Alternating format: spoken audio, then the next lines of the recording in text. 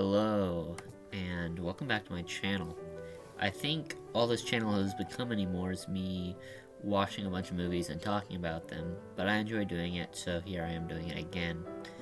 After the last video where I had to watch 80+ movies, I guess I wasn't satisfied with that, so I decided to go back for seconds, and this time watch 100 movies. These 100 movies are considered to be the greatest of all time by the Sight and Sound poll. If you're unaware, every 10 years, Sight and Sound polls hundreds of critics find out what they consider the greatest films of all time to be. And so for this video, I'll be watching the top 100 of these movies.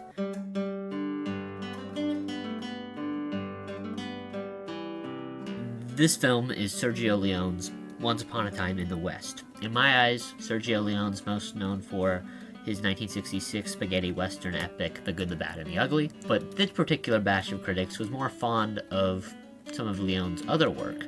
I'm inexperienced when it comes to westerns, and particularly the later spaghetti variety, but of any western I've seen, this has to be up there with some of my favorites. It's a beautifully shot movie, and I love all the vast American landscapes of the West shown throughout the film. It's a really interesting use of these very interesting places in the United States that are often overlooked, and it's the way the film presents the story that is fantastic too.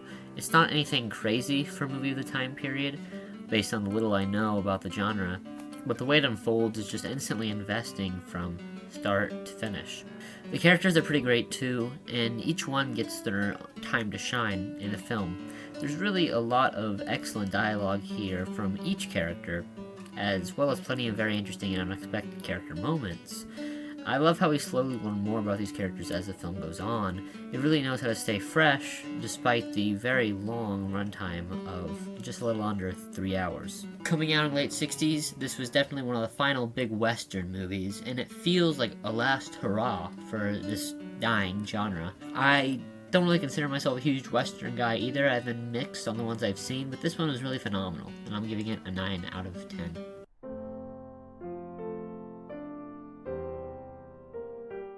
Robert Bresson is a French filmmaker known for his really direct style of making movies. When it comes to Bresson, what you see is pretty much what you get. His movies are really to the point and don't spare a single second on anything except telling the story. 5 of his movies actually appear on the top 250, if that gives you any idea of how beloved he is among critics. And this film, A Man Escaped, tells you exactly what to expect from the title. Every second of the movie is devoted to this final goal of escaping, and it's really so investing. It plays out almost like a how-to video or something with how direct it is. It's a no-nonsense approach that really works in the film's favor, and despite how certain his fate is, the movie is still very nerve-wracking and suspenseful to witness in motion. As the movie goes on, the stakes certainly increase, and things begin to look more complicated than they did previously. The final sequence of the movie had me on edge the whole time. It's a really fantastic and nail-biting thriller that is just completely dedicated to showing its premise in the most direct and straightforward way possible, and it pays off so well by the end. I really love this movie and really understand why it's so beloved by critics. It's like one of the best uses of minimalism in film, and I'm giving this one a 9 out of 10.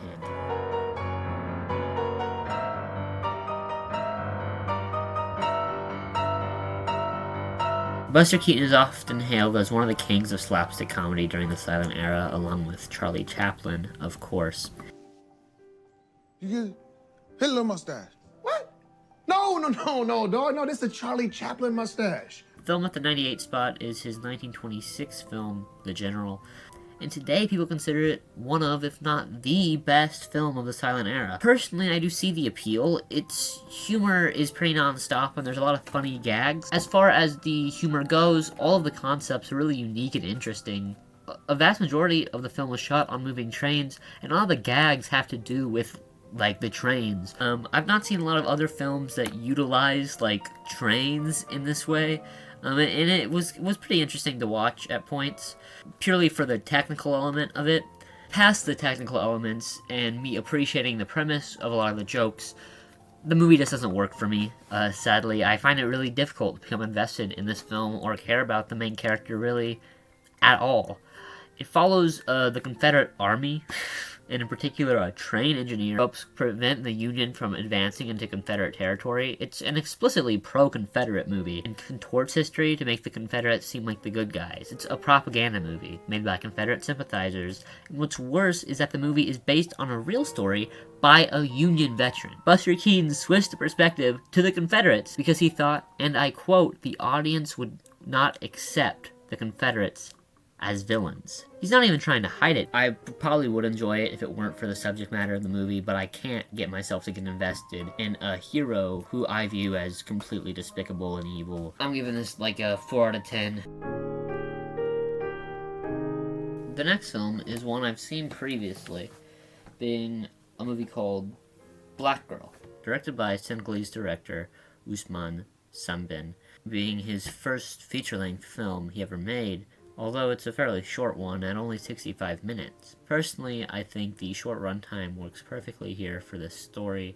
It's really simple and straightforward, but it's executed in a very no-nonsense and to-the-point way, and it really drives home the themes that this film is trying to showcase. It's a movie that's at its core about the exploitation of Africa and its people by colonizers, and frames this theme and central idea through the story of a black girl who is hired by a French couple to be a nanny for their children while they are residing in Senegal. And at first, this girl is happy and has a really good relationship with this couple, but it's once they take her with them to France that she begins to become overworked, and they don't ever let her leave the apartment and give her no time to sleep or eat, and she begins to feel completely isolated from the world. And day by day, her mental state starts to deteriorate, and we experience her thoughts firsthand through this first-person narration, watching as her outlook on her current situation becomes more and more hopeless and desperate,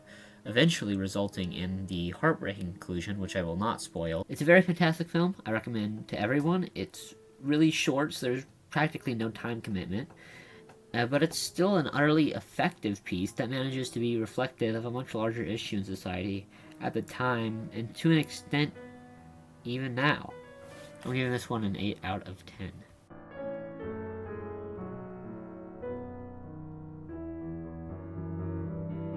The movie is Apichatpong Weerasethor's 2004 film Tropical Malady. It's the only film of Thai origin to end up in the top 100, but the top 250 does sport 2 other Thai entries, both from Weerasethor. The movie is kind of jarring on a first watch if you're not expecting what happens.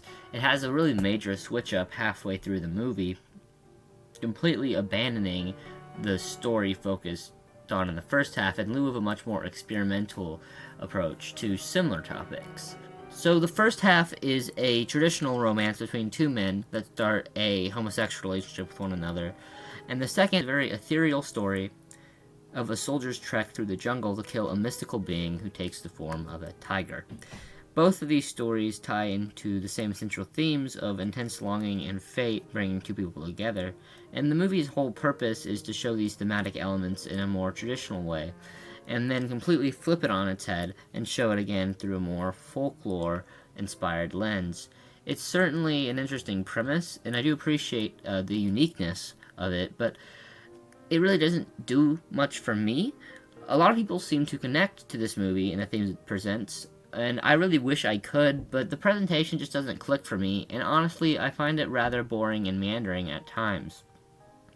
I do definitely understand its placement on this list, and I am very glad it ended up on this list. It just so happens the films of his I've seen so far haven't really wowed me in any particular way, but I still did like the film, and I do really appreciate what it's going for, so I'm giving this one a 7 out of 10.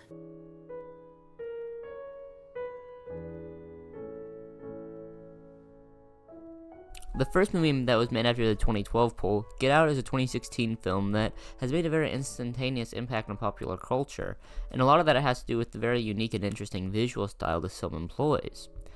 The sunken place has become an iconic visual, even after less than 10 years of the film being out. Performances are also fantastic. Daniel Kaluuya especially is able to show his acting chops in full force here. However, I think the main reason this film is here on this list is because of the thematic elements. If this film was about anything else, I don't think that it would have garnered the same critical praise that it has. It's a movie about racism and how ingrained racism is in everyday culture, how it lingers under the surface of practically any social interaction. And it takes these ideas to its furthest extremes, and a very horrifying story about how African Americans are taken advantage of by white people for their own personal gain. It has a lot of interesting things to say, and it's good at getting these themes across in a way that's appealing and approachable for general audiences. But personally, I think that in the process of getting these themes across in a very appealing way, it tends to simplify a lot of its more interesting and complicated concepts out of fears of alienating audience members. The movie's humor also clashes a lot with the more serious aspects of the tone, to the point where, in my opinion, it becomes rather jarring. There's the funny scenes and the not funny scenes, and it all feels pretty underincorporated. So I'm giving this one a 7 out of 10.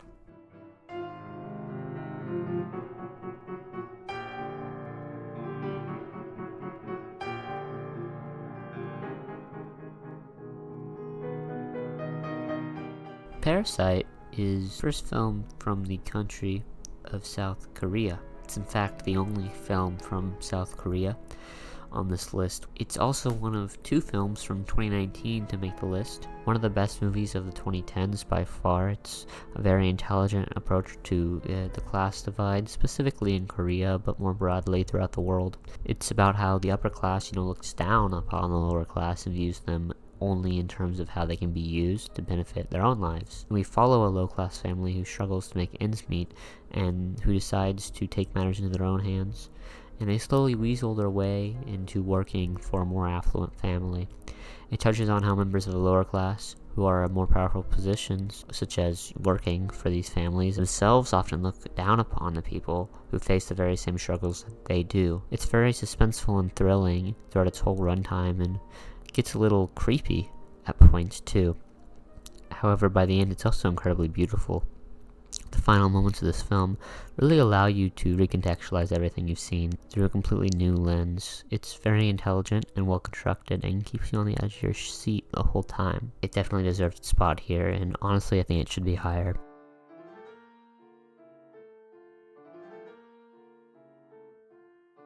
Only 2 movies from Taiwan cracked the top 100, though, both of them from this director, Edward Yang. And this film is, of course, Yi Yang's final film.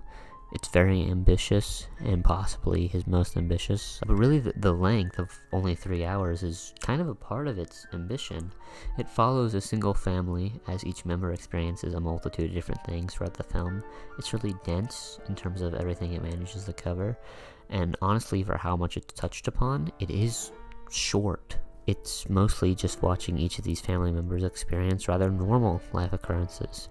And the movie knows this is, not anything crazy, not anything insane, but that's, the point, and it acknowledges that directly. In this scene, this character asks another character what the point of watching movies are when you can just simply live life yourself, to which another character shares an interesting anecdote about how movies allow us to experience 2 times the amount of life we can experience without them, and that could not be more true in the case of this film, which allows us to experience so many pivotal moments in life.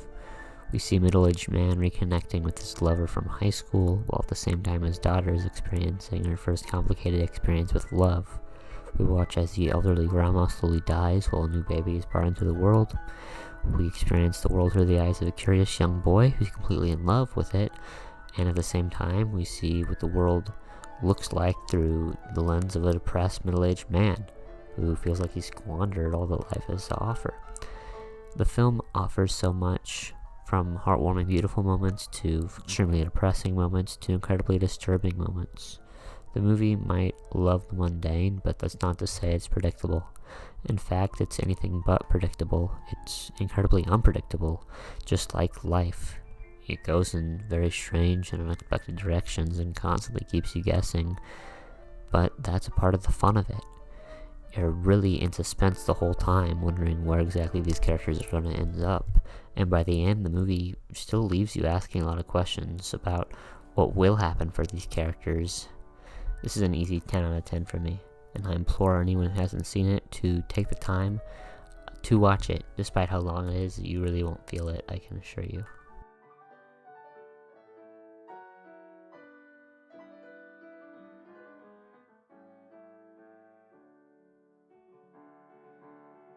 The next film is also from East Asia, strangely enough, this time hailing from Japan, making it the first film from the country here. It's Ugestu, directed by Kenji Mitsuguchi. It's really whimsical and surreal, which makes sense given that it's an adaptation of an 18th century Japanese ghost story. It feels like a fairy tale in many ways to me. The whole movie also has this really eerie and strange vibe to it that I do really enjoy. The story itself is a classic parable about the dangers of greed, following two men, one hungry for money and one for power, about how their hunger for personal achievements gets in the way of the things truly important to them. They leave their lives and families behind in favor of their own personal gains, and go about achieving success through lying or cheating their way to it. And by the end of the movie, they realize that even despite what they've gained, everything they had to sacrifice was not worth it. This is a very simplified version of the events of the movie, but all in all, it's what it's about and generally what it's saying. There's also some more complicated things, like for example, there's a heavy supernatural element here. There's a ghost woman who tricks one of the main characters due to how blinded he is by his own vanity and aspirations, but all of that just ties back into this central idea. And it's an interesting theme. But definitely not a novel one or an uncommon one even.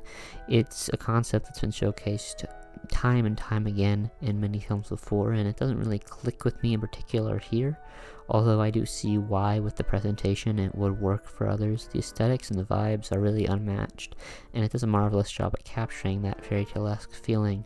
However, this aesthetic and atmosphere can't really carry the whole film for me, and as far as the story goes, it isn't anything I hadn't really already seen previously. The ideas and concepts this movie provoked weren't anything that were too interesting for me, if I'm going to be honest. It's not like that makes the movie bad, but it just didn't really connect with me personally in any real way.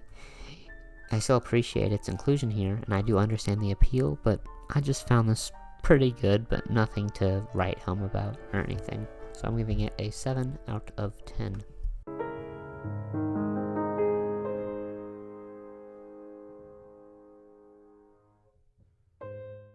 It's really the visuals that carry this movie and that make it even somewhat interesting, and I think that's the only reason why it's here. Maybe for Italians or for Italian historians, this movie might strike more of a chord or might be more interesting, but for someone who's not really into that world, doesn't really know anything about it, it just didn't really matter much to me, I guess, as a movie. It's about this guy who struggles to maintain relevance in a rapidly changing climate and his inability to grapple with that. And I mean, it's not like that idea is uninteresting to me. In fact, it is very interesting to me. However, I find that it just goes on for too long, and it doesn't spend its time in any way that really feels all that interesting by the end of it. It kind of just circles the same theme over and over again during this 3-hour-long runtime, and by the end it doesn't really feel like this guy's changed or grown too much, which may be the point, but I can't say it's a very engaging or interesting one. Whereas films like the last one, where I can understand how everything comes together to make something that really could work for someone and really could click for somebody, here I just am left scratching my head at why this movie does some of the things it does, or why it spends so much time on certain things. As it stands, it's kind of long, it's kind of boring, so I'm giving this one a 6 out of 10.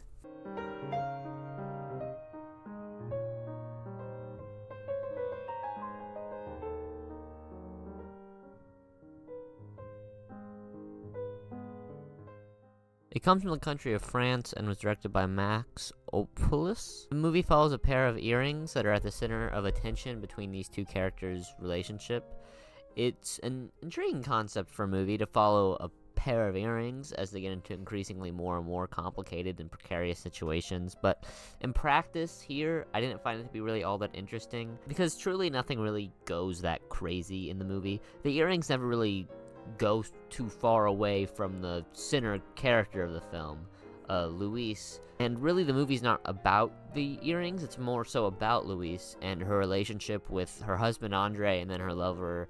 Nothing else about the film besides the premise really hooked me or stood out to me in any intense way. I do see what there is to really love about this movie, or at least aspects that I could understand why someone would really love about this movie. Like the cinematography, the visual style of the movie, I mean, is really just excellent, and honestly feels really reminiscent of future filmmakers who were no doubt inspired by this film.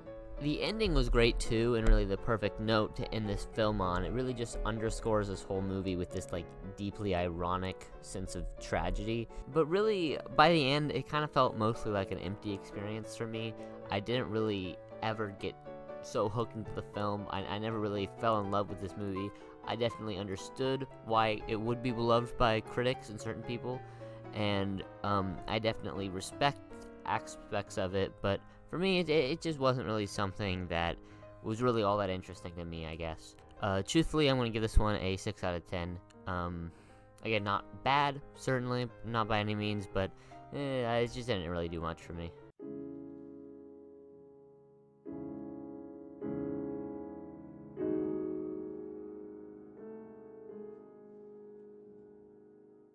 The next film on here is Stanley Kubrick's The Shining. It's one of the few pure horror films on this list, and I do understand its conclusion. I mean, the critics love Kubrick, and this film in particular has proven to be one of his most popular, at least in recent years. It's a very fantastic piece of psychological terror as you watch this man's slow descent into complete madness, haunted by his own past demons and those that reside within the hotel itself.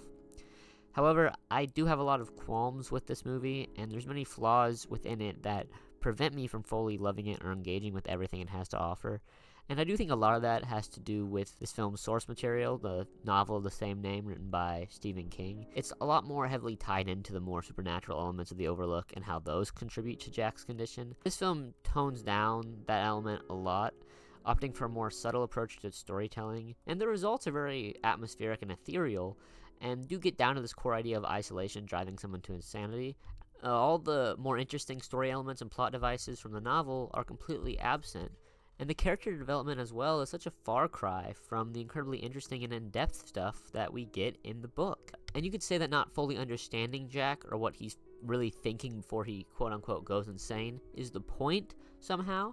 But then what are we supposed to get from watching this? If we have no frame of reference for what a sane Jack looks like, if we don't understand how this man can be, a normal guy and not completely off his rocker from the get-go, then how is watching him go insane at all effective? It's not even really like he goes insane. He's kind of unstable before he even gets to the hotel. The film's attempts to tone down the supernatural elements and fully lock into the more psychological elements of the story and focus on, whether this is real or not, or, Jack's mental state is really just makes you question the point of including the supernatural elements in the first place. All the actual, real supernatural stuff adds up to, in the end, is pure plot contrivance. It's like the movie completely forgets about it until it's necessary to make the plot move forward. And speaking of the Shining ability itself, it really does nothing to progress the plot outside of them getting out of the hotel. I really wish it had more importance here like it does in the book, because as it is, it feels like Kubrick didn't really care about the Shining or the majority of the supernatural stuff in the hotel at all. Why completely change the fabric of what this story is? It's not good as an adaptation, but it's tied into the book in a way where it kind of prevents it from existing entirely on its own merits.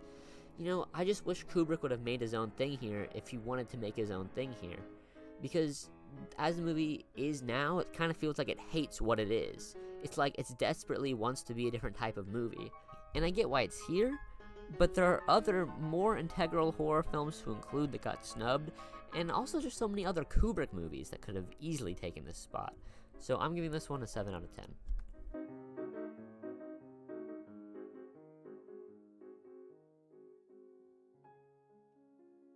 The next film returns us to Asia, and this time to the Chinese Special Administrative Region of Hong Kong. This film comes from famed Hong Kong director Wong Kar-wai.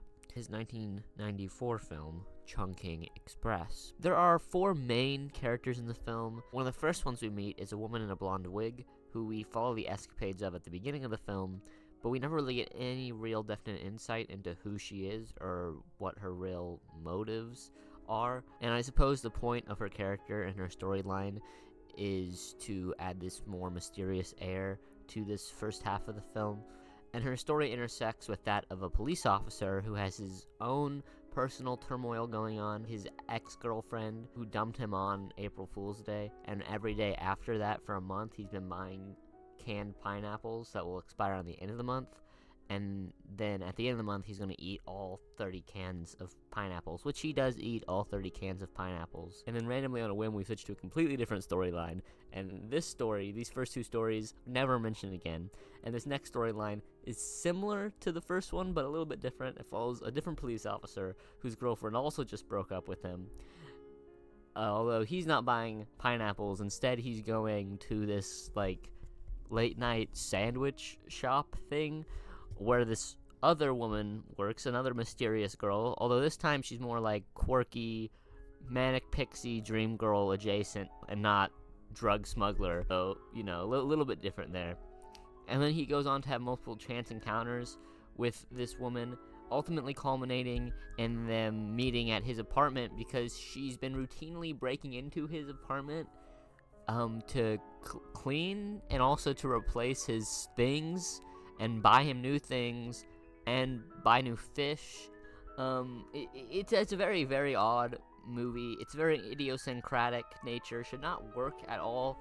But despite all the strangeness, it really manages to come together by the end to form a really beautiful and emotionally poignant story about love and human connection. And the two sections of the film really do parallel each other in many ways. There are so many incredible shots and sequences all throughout this film. There are certain shots that really stand out to me where like we're focused on one character in like either the background or the foreground, but then everyone else in the scene is just like moving in fast motion in front of them. Like it's like all the footage is sped up except for them. And you really need to watch this film multiple times to really digest just how gorgeous everything in this film is. All of Wong Kar-wai movies really are just intoxicating to watch. So I really do recommend this film to anyone who hasn't seen it. It no doubt deserves a place on this list, as do many of Wong Kar-wai's other movies. So I'm giving this one a 9 out of 10.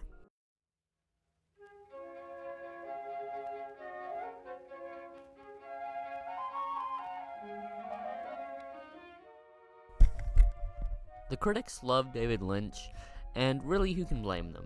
He's the king of making strange, surrealist films. His ability to capture small-town America in such unique and strange ways is unmatched, and Blue Velvet's really no different. In fact, it may be his movie that's most dedicated to this pursuit of capturing the seedy underbelly of small-town America. I mean, outside of Twin Peaks, of course. And the surrealism in this movie is really just off the charts. The world this film creates is so strange and bizarre that it really could only be conjured up by the mind of David Lynch himself. There are so many elements of this film that are just so obviously Lynchian. However, at the same time, the actual structure and the story of the film itself is one of Lynch's more traditional outings when you get down to the core of it. It isn't too out there or hard to follow. It's all very straightforward. A young man named Jeffrey discovers a severed ear on his walk home, which leads him to a mysterious nightclub singer named Dorothy, who's entangled in a very disturbing and surreal underworld of their small town, fronted by a psychopathic Frank, who has this woman blackmailed into performing sexual favors for him. Jeffrey then decides to take it upon himself to uncover more about this hidden world of crime and debauchery and shut down Frank's drug empire and free Dorothy from her symbolic chains, and that's exactly what happens. The movie goes pretty much exactly as you would expect from this premise, and sure, you see some pretty weird stuff and hear some strange dialogue that you would expect from Lynch, but the story itself is remarkably simple. Nothing really happens to Jeffrey. There's no long-term effects on his life from his snooping around. It's just a really lame story that has interesting visuals and world building and characters, but the actual mystery at the core is nothing special and leaves me pretty underwhelmed. I'm really glad Lynch has a presence on this list. I just wish it was one of his other movies that was here. As far as this one's concerned, I'm just not the biggest fan in the world. 6 out of 10.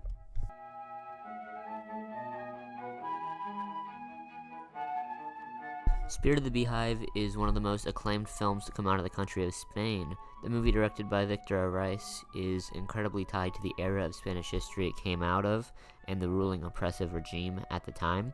The movie tells a story of a young girl named Anna as she interacts with the strange and confusing world around her. And the film has a lot of clear cinematic parallels to the 1931 movie Frankenstein, with Anna herself watching this film at the beginning of the movie and becoming bewitched by the world within it. These parallels are shown directly through many shots that seem to be pulled straight out of the film in question. However, the most striking similarities to Frankenstein come in the thematic parallels between these two works.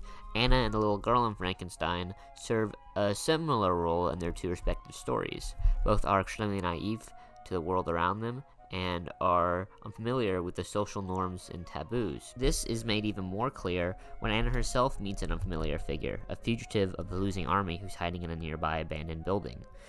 However, where in Frankenstein the audience's ingrained fears of the unusual are proven to be true and reinforced when the monster murders the young girl, here exactly the opposite happens. The soldier is caught by others and is immediately assumed to be a threat and dangerous despite not doing anything. He's murdered for no good reason outside of merely existing. And this completely destroys Anna, as it shows to her the true cruelty of the world.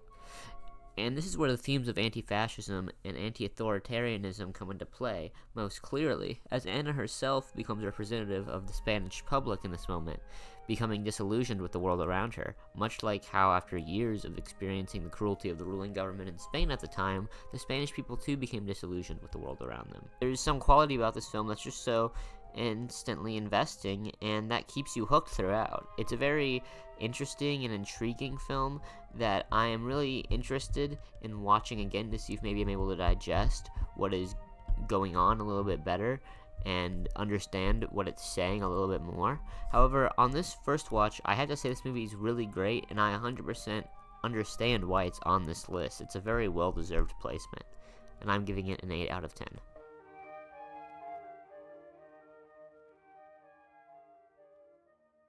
Somehow, despite him being considered a cinema god or something, I've never seen a Jean-Luc Godard film, but that's all changing today given that 4 whole Godard movies are in the top 100, although one of them might not really be a movie in the traditional sense. We'll get to that one later. But the first of these films very much is a movie, and that is the 1965 film Perriot Le Fou. It's a Bonnie and Clyde style road film about a man who leaves his normal life behind to go on a crime spree with a younger woman. These two leave a lot of destruction in their wake, including the deaths of several people. These characters are incredibly insane and pretty unlikable at times. They're also pretty pretentious. A lot of the movie is them just like yapping about nonsense that doesn't really matter. At times they can even get pretty racist. It's really creative with how it frames its narrative, which really just adds to the insanity of it all. For example, throughout the film we get narration from our main characters, but this narration's not in the first person. Instead, it uses the third person, almost as if they're viewing the things they are doing as if they were reading them in a storybook or something. The movie also really plays with color in such interesting ways throughout the film. Every single shot really pops, and the editing is also incredibly unconventional and insane. The movie often just cuts to random drawings or pictures or footage of someone like writing something or like weird neon sign text. It's really a unique and interesting movie in terms of how experimental and weird its style is. It's a certainly unique and interesting experience, but in other ways it hampers my enjoyment with just how exhausting the style can be after a while. In the last 30 minutes, I kind of just wanted the movie to end. I'm curious to see if other Godard movies will be this maximalist, so I guess we'll find out. I'll give this one a 7 out of 10. This movie is also a Godard film, and it's one that's not even really a movie. It's not a narrative, nor a documentary. It's really just a series of video essays where Godard incomprehensibly rambles about movies and how cool they are or something, and how like much he knows about them or whatever, and how much they've impacted his life and stuff.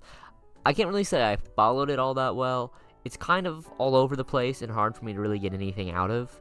I expect to maybe learn something about the history of cinema, or at least have some like actual takeaway from the movie, but instead Godard is more interested in just being like self-indulgent and artsy with the construction of the video essay, and just jerking himself off about how much he knows about movies and how cool he is, than actually saying anything really in particular. But the way that he presents this is like he's the end-all be-all, like ultimate document for the history of cinema or whatever, as the title implies.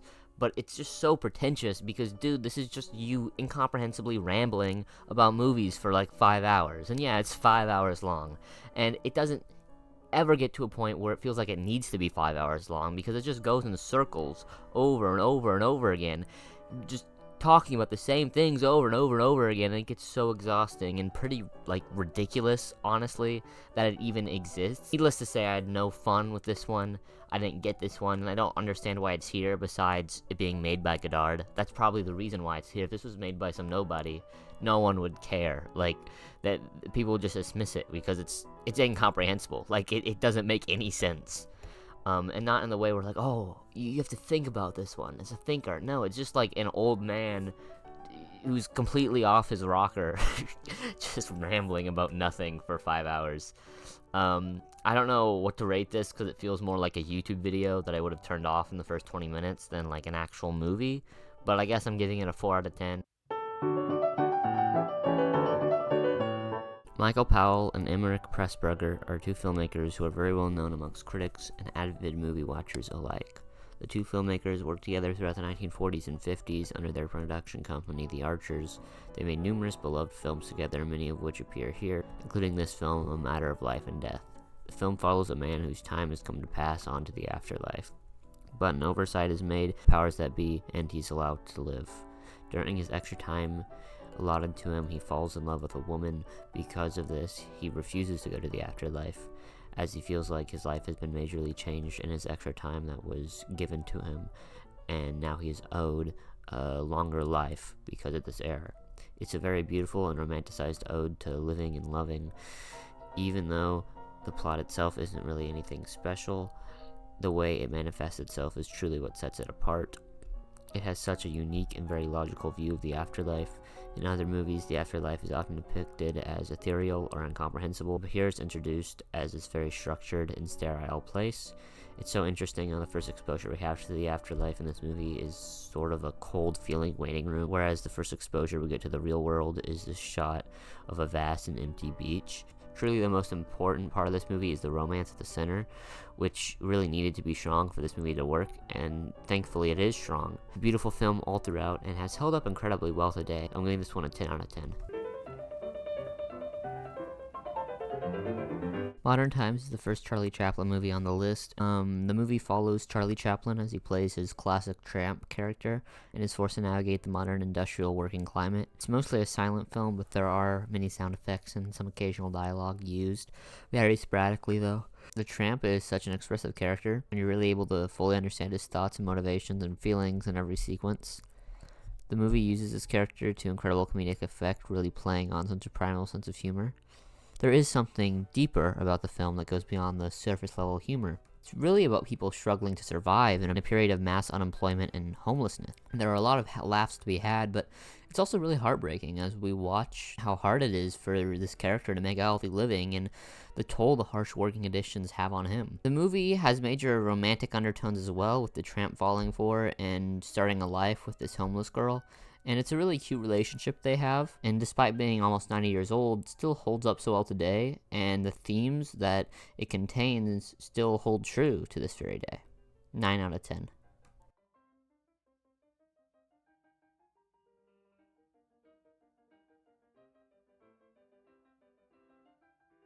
Sunset Boulevard is a 1950 film directed by famous filmmaker Billy Wilder. This movie is very much a love letter to cinema and the film industry in the first half of the 20th century, following a down-on-his-luck Hollywood writer and his relationship with a fallen silent movie star from the 1920s, who's living large in her ginormous Hollywood mansion years after her popularity ended.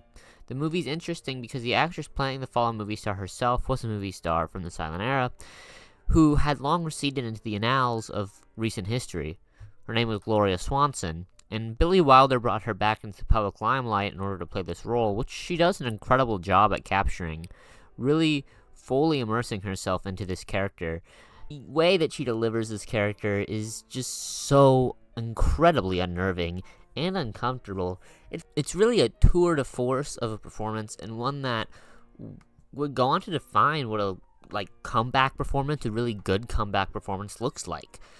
And there's a level of tragedy to this story as well. To see just how far this character has fallen from grace and how instantaneously she clings on anyone who shows the faintest bit of interest in her. She's so easily taken advantage of because of just how lonely she is and how much she longs for any semblance of human interaction.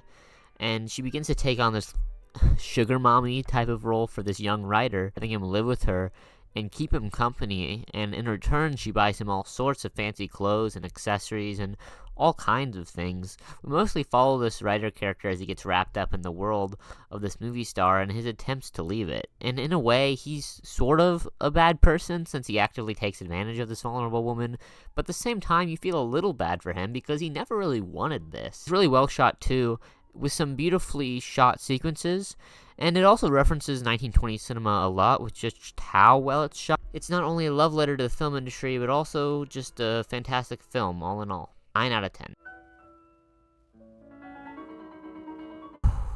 Okay, so this movie is probably the wildest movie on here thus far. So much so I don't really know exactly where to start. So I guess I'm just gonna start out by trying to explain the plot of this movie. It follows two women, Celine and Julie, who meet totally by chance and soon become best friends and move in with each other. And they get up to loads of silly hijinks together and form this really incredibly intoxicating dynamic together that's so fun to watch. And the way they play off of each other is so great as well. It's really such a blast to watch. Most of the film, however, is not about their kooky antics, or at least not entirely, and instead about this weird, mysterious murder house that the two of them take turns entering. And whenever they enter the house, they black out and then awaken later with no recollection of what happened inside, and they soon realize that whenever they awaken, there's candy inside of their mouth. It shows them what happened in the house years earlier when they suck on it, so they begin going back to the house to get the candy to suck on it so they can see the same story over and over again, because they become invested in the events of the story and uncovering the mystery of what happened in the house. And then soon they just, keep viewing the same story over and over, so much so to where they memorized lines of dialogue and know exactly what's going to happen. And then they decide they want to go inside the story, so they create this magic potion that transports them into the story, and then other stuff happens. But I feel like if I say anything more, then I'll just spoil the whole movie. And I mean, it's not really a movie that I think can be spoiled necessarily because of how just wild it is, but I do think that the blow of what happens would be lessened if I said it, so I'm just gonna let it ride and you can watch it yourself. And it seems a lot of people like to talk about this movie in terms of the themes of what it has to say about the ways people appreciate and interact with art and stuff like that. And there's definitely that there, but I feel like narrowing it down to just one overarching theme is kind of missing what makes this such a fun and crazy experience to watch. And even at 3 hours, this film really flies by. So I'm giving it a 8 out of 10.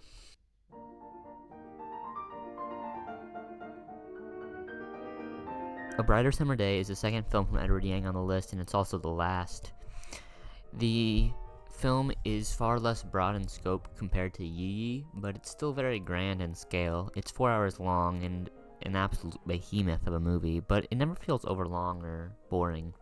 It keeps incredible pace throughout the whole thing, and it has this really intoxicating atmosphere that keeps you coming back for seconds. I was really excited to get to watch this again despite how long it is, and by the time it was over with, it didn't feel like 4 hours had passed. It's not to say that the movie doesn't wear on you after a while. It's certainly not a light and breezy watch, but that's kind of what the movie does the best. It knows how to craft this world that's really easy to get invested in, but also super harrowing to watch. Yi Yi had its moments that were on the more upsetting side, but this movie takes those elements and expands on them to great lengths. It's a movie about navigating adolescence and coming of age in an incredibly violent environment. We follow a group of young students living in Taipei in the 1960s, which is apparently chock full of gang violence and just general delinquency. All these horrible acts really affect all these students' view on the world, and the way that they view the relationships with other people is at the forefront of them.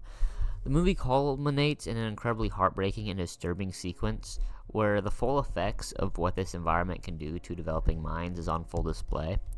The movie is also very much tied into the political climate of Taiwan at the midpoint of the 20th century.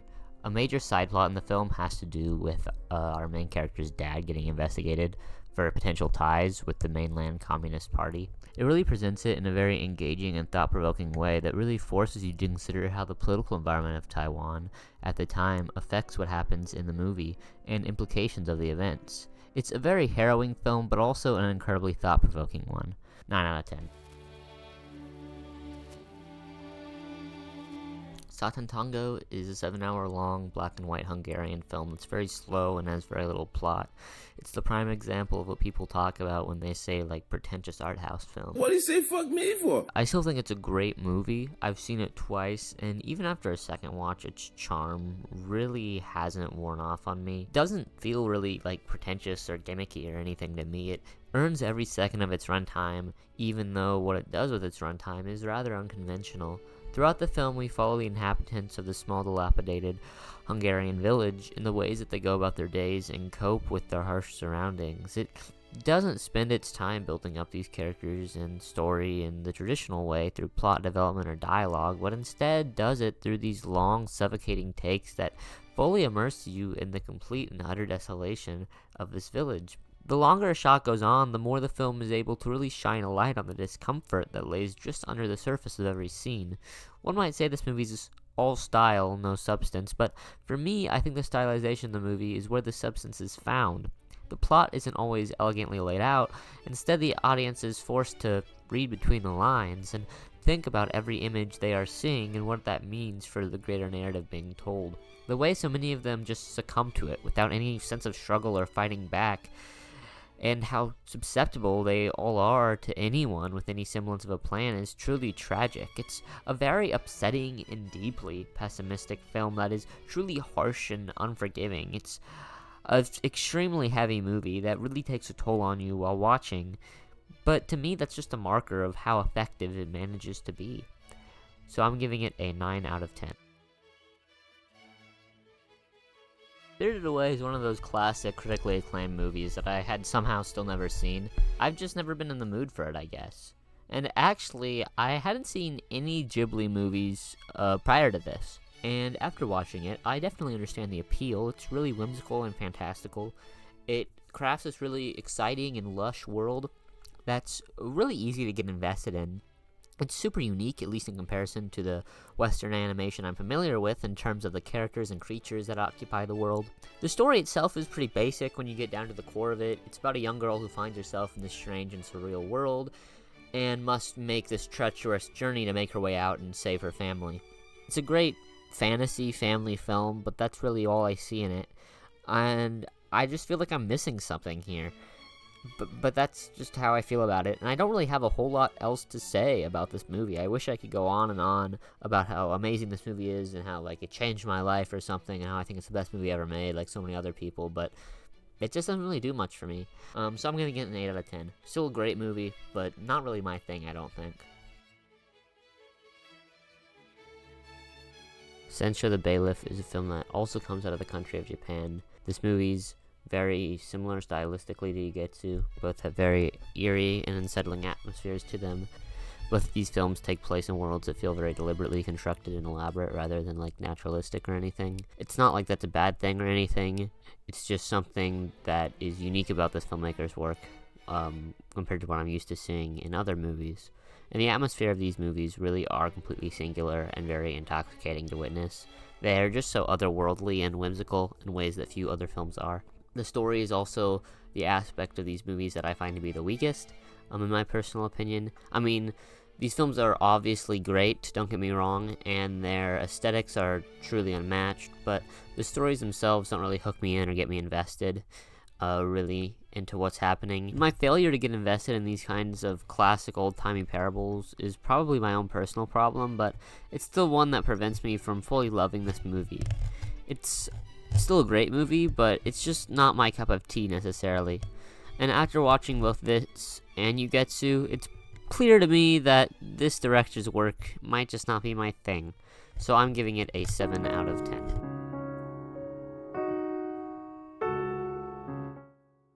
Imitation of Life is a 1959 film directed by Douglas Sirk. The film's central themes focus on relationships between mothers and their children, as well as themes of sexism and racism and racial heritage, and the movie closely follows two single mothers, one black and one white, who live together in an arrangement where the black mother and her daughter live in the house free of charge in exchange for the black mother taking care of the white one's child. and of the house, while the white mother is able to focus more on her career as an actress. And this arrangement allows the film to touch on societal and cultural ideals surrounding both black people and women at the time. Annie Johnson, the black mother, plays into this mammy stereotype that arises from slave culture and that was still ever present in the mid-20th century. Laura Meredith, the white mother, has her own aspirations that she wants to chase, but experiences pushback from society telling her to give up her aspirations in order to have a more domestic, traditional life for her and her child. And these societal ideals are ones the movie plays with, and I was hoping the film would try to subvert them or push back against them in some way, but in actuality what the film does with them is pretty underwhelming in my opinion. All the movie really has to say is pretty surface level. That this woman couldn't be a great mother for her child because of her focus on work, and that mothers can only really be successful as mothers if they're dedicated to being caregivers all of the time. And honestly, this whole storyline can get pretty annoying. Laura's daughter Susie is really just such a non-character, and her sole character trait is kind of just that she's a little brat. Sarah Jane, Annie's daughter, has to deal with racism in her everyday life and uses her white passing complexion in order to hide from her racial heritage so that she can embrace a greater number of opportunities. You know, Sarah Jane herself is really portrayed as this bratty character, and her sole motivation for hiding from her racial heritage and running away from home is kind of just to be defiant against her mother. Honestly, it feels forced. And the movie in general just feels like such a uninteresting Hollywood version of an idea that in theory has a lot of promise. It's not to say there's nothing good here at all. I mean, the performances are mostly really great, and these actors and actresses really give their all, bring their all to these characters, even when the characters themselves just aren't that interesting. And I think if the way the movie tells its story was handled a little bit better, I would like this movie a lot more, because it does have so much going for it. I just don't think it does anything that interesting with any of it. It really just results in an experience that ultimately doesn't really do anything for me, so I'm giving it a 5 out of 10.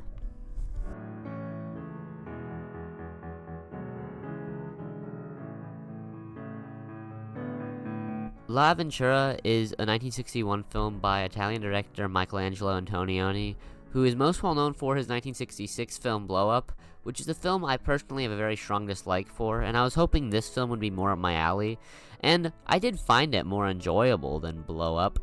The movie's plot revolves around a group of friends who take a trip and the upending of their relationship following the disappearance of one of them.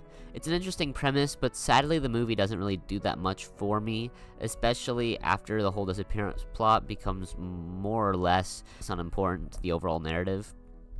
After a while, it becomes way more about these two friends starting a relationship together and the strange implications that arise from this, given that one of them was dating the woman who went missing. The actual disappearance itself is really just what sets the plot into motion. Even though I definitely enjoyed this, to an extent, I mean far more than I enjoyed Blow Up, the inherent stylization this director employs is still so clear in this movie, and it's just not my cup of tea. It's not as actively annoying to me as Blow Up was, but I just kind of don't get anything out of this movie. It really does nothing for me. So I'm giving this one a 6 out of 10.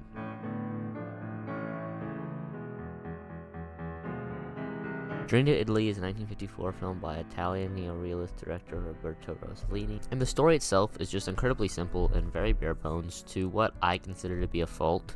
It follows this husband and wife on a trip to Italy, and while there they begin to question their relationship and they fall out of love with one another, and it seems like an interesting premise on paper, but the way the movie goes about showcasing this gets a little repetitive after a while. I just don't really care that much about these characters or their relationship, so the threat of it falling apart just doesn't matter all that much to me. Honestly, I wanted them to get a divorce. I mean, as the movie went on, it became clear they're very incompatible with one another and they don't love each other really all that much. The husband, played by George Sanders, is just a straight up asshole. She still can get kind of obnoxious to watch after a while. She kind of just sulks about and, mutters about how much she doesn't like her husband or whatever. They begin to realize that this is the end of their relationship and that they can't go on pretending that they still love each other. At the last second, like in the last minute of the film, the movie kind of ruins the whole thing by them just deciding not to break up and them thinking that they can salvage the relationship. It's just like a lame and rushed and half-assed way to wrap up this film that was finally starting to win me over in the last half, and it just comes out of nowhere, and I just don't really like it. It's not a bad movie, but it just did nothing for me, and in the end it ended up actively disappointing me. So I'm giving it a 6 out of 10.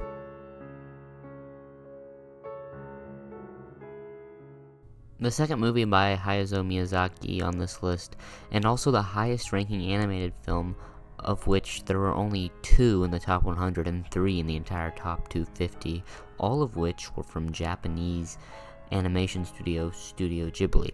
Interesting how the only animation that's allowed to be considered prestigious in the minds of the critics is Japanese animation. Anyway, My Neighbor Totoro is much like Spirited Away in the way that it showcases fantastical and stunning imagery all throughout, often tapping into stories of Japanese folklore and supernatural creatures. Titular Totoro himself is one of these creatures, but Totoro is really all this film has to offer in the way of these creatures.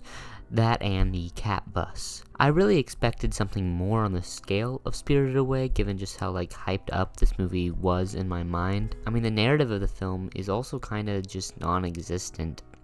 The characters in the world are built up. There isn't any tension or conflict or anything in the way of a traditional story.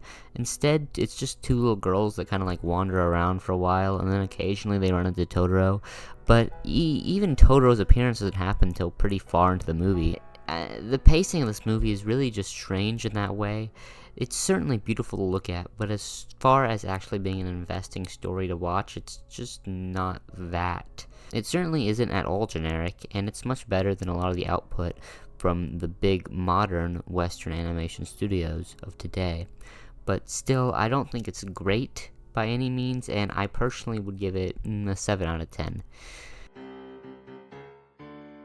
This is another one from the filmmaking duo Powell and Pressburger, being what I would consider their most famous film, The Red Shoes. It's a very beautifully shot film with the colors popping constantly throughout. The movie itself centers around an up-and-coming ballet dancer named Vicky and her relationship with an up-and-coming composer named Julian, and the effect that their careers simultaneously taking off has on their relationship with one another. The movie has a lot to say about this idea, and showcases it in a very engaging and thought-provoking way that really gets you thinking about this idea of personal sacrifices and how it relates to many different things, including gender roles. There's a great amount of symbolism in this movie in regards to its central theme, with the ballet of the Red Shoes being what really allows Vicky to rise to stardom in the first place, and what she must perform once more later in life to maintain relevance. The ballet itself is an adaptation of the fairy tale The Red Shoes by Hans Christian Andersen, where a pair of red shoes causes the wearer to dance in perpetuity until their inevitable demise. This relates to the idea of fame being so enticing, and that once you get a taste of it, you refuse to let it go. These red shoes transcend being merely metaphorical in the narrative of the film in the tragically ironic ending. It's a very sad way to end the movie, but also one that ties into the central themes of the movie in such a beautiful and quite frankly ingenious way. So I'm giving this one a 9 out of 10. Metropolis is Fritz Lang's 1927 silent epic about a dystopian futuristic industrial metropolis that is starkly divided between the rich ruling class and the poor working class who spend all day toiling away in underground factories powering the machines that run the city. The film showcases this world with these incredibly grand and beautiful sets that are heavily stylized in this German expressionistic style that was so popular in German cinema at the time. There are so many shots that frame otherwise normal scenes in such eerie and stylistic ways. The film dives further into the stylization by making use of many dreams and fantasy sequences. The themes of this film are, of course, about the dangers of capitalism and industrialization in regards to how they put the working class in harm's way, solely for the betterment of the ruling class. The movie offers solutions to this in the way of this Christly figure, Maria, who preaches to the underworld about how the two divided groups just need to come together and respect one another or whatever. The son of the ruler of the city falls in love with this Maria character, and together they decide that they will bring the people together and in the process make the world a better place. And at the end of the movie they do this. They come together and the day is saved. It's a very kids movie-esque conclusion, very simplistic and happy and completely devoid of nuance. It honestly kind of undermines the core of what the movie is saying by acting like the solution to this deeply ingrained problem inherent to the systems of this world are so simple. There are other themes here that the film contains that are very ahead of their time. For example, midway through the film, a genius inventor creates a robot that looks just like Maria to manipulate the masses into descending into chaos and disorder, which definitely rings true today. I definitely understand the historical significance of the movie, and I do think it holds up today, but personally I wouldn't consider it a masterpiece in my eyes, and I'm going to give it a 7 out of 10. Okay, Andrei Rublev is a 3.5-hour long Russian language epic directed by director Andrei Tarkovsky. The film follows the titular character Andrei Rublev over the course of nearly 25 years. This film is very grand and large in scale, and so much happens, and I'm not going to try to break down every point. Generally, though, this movie is about Andrei and his buddies wandering around 15th century Russia, getting into all kinds of antics and precarious situations. It's not one big cohesive narrative, but instead it's a story broken down into several separate segments that all follow this central figure of Andrei. I'm just going to say right now, this movie wasn't really my cup of tea. I didn't really get into it in the way I hoped I would, or in the way it seems like other people do. I picked up on some of the things, some of the ideas, some of the themes it was saying. Religion, and how religion's often used to find meaning in the world, how people recontextualize religion and religious stories. As far as my personal enjoyment of it, what I personally was able to get out of it, it kind of felt pointless to me. It was like a slog, and it just kept going on, and it was pretty slow too. And the ending of this movie really kind of exemplifies, my relationship with this film, because it's like a 15-minute long slideshow of, these paintings that he made. And as I watched this, I felt like I was supposed to be having this big light bulb moment. Like I was supposed to be connecting all the dots and understanding how the things that we witness in the film, how those relate directly to the paintings that he made. But really I just sat there scratching my head being like, oh, okay, I get it. Those are the paintings he made, man. That's cool. That's really all I have to say, and I'm giving this one a 7 out of 10. La Jetee is a 21-minute long short film by Chris Marker, often hailed as the most interesting and innovative sci-fi film ever made. Sure, the story's really inventive and creative and interesting and all that, but the way the movie tells its story is so purposely restrictive. It's told with this PowerPoint presentation type aesthetic. It is interesting in the way it's constructed. I'm not going to go as far to call it boring in that way. It's certainly artistically unique, but I just think that the very interesting and unique story and the very weird and artistically experimental style, they kind of clash. It partially wants to be an innovative sci-fi story, and partially wants to be this weird experimental short film thing. I don't know. It's just it doesn't really work for me, and I don't think it's able to carry the full heft of this narrative, and really expand on it in the ways I hoped it would. It's not a bad movie, but it's very underwhelming to me personally. So I'm gonna give it a 6 out of 10.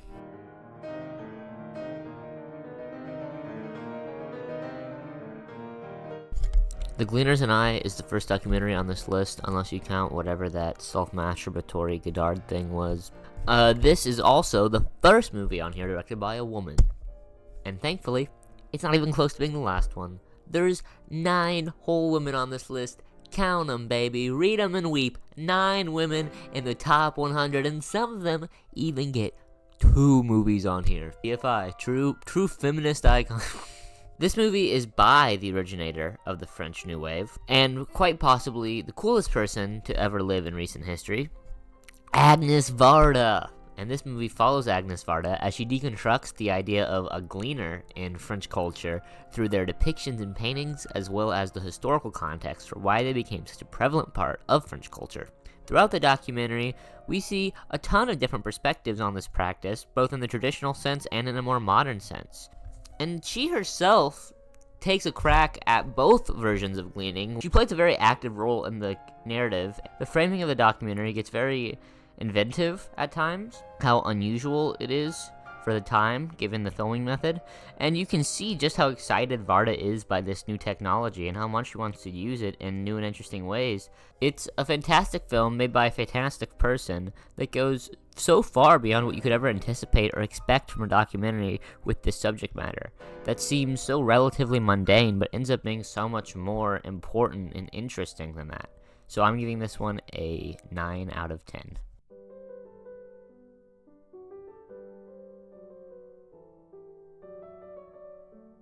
Touki Bouki is the second movie from the country of Senegal on this list, and is also the one with the title that's the most fun to say, probably. The film follows two lovers, Anta and Mori, who have aspirations of leaving their poverty-ridden, third world colonized country that they come from. I really became immediately interested in these two and seeing if they would be able to make it out together and what kind of life would await for them on the other side. But from the get-go of the movie, you can't help but feel like the dreams these characters have are going to be ultimately hopeless by the end. Throughout the film, we see glimpses of pretty disturbing imagery of animals being brutally slaughtered. In fact, the film opens up with one of these scenes. And as the film goes on, it becomes clear that there's some sort of parallel being drawn here between the animals being slaughtered and the people of Senegal, and more specifically, our two main leads. I do have some gripes with this movie. Particularly, I find the middle to be a little repetitive and kind of lost me a little bit. I still wanted to see what was going to happen to this couple, but I just wasn't fully locked in on the specifics of everything going on. But the ending ultimately regained my interest and really tied everything together. So I still think it's a pretty good movie, and I'm giving this one a 7 out of 10.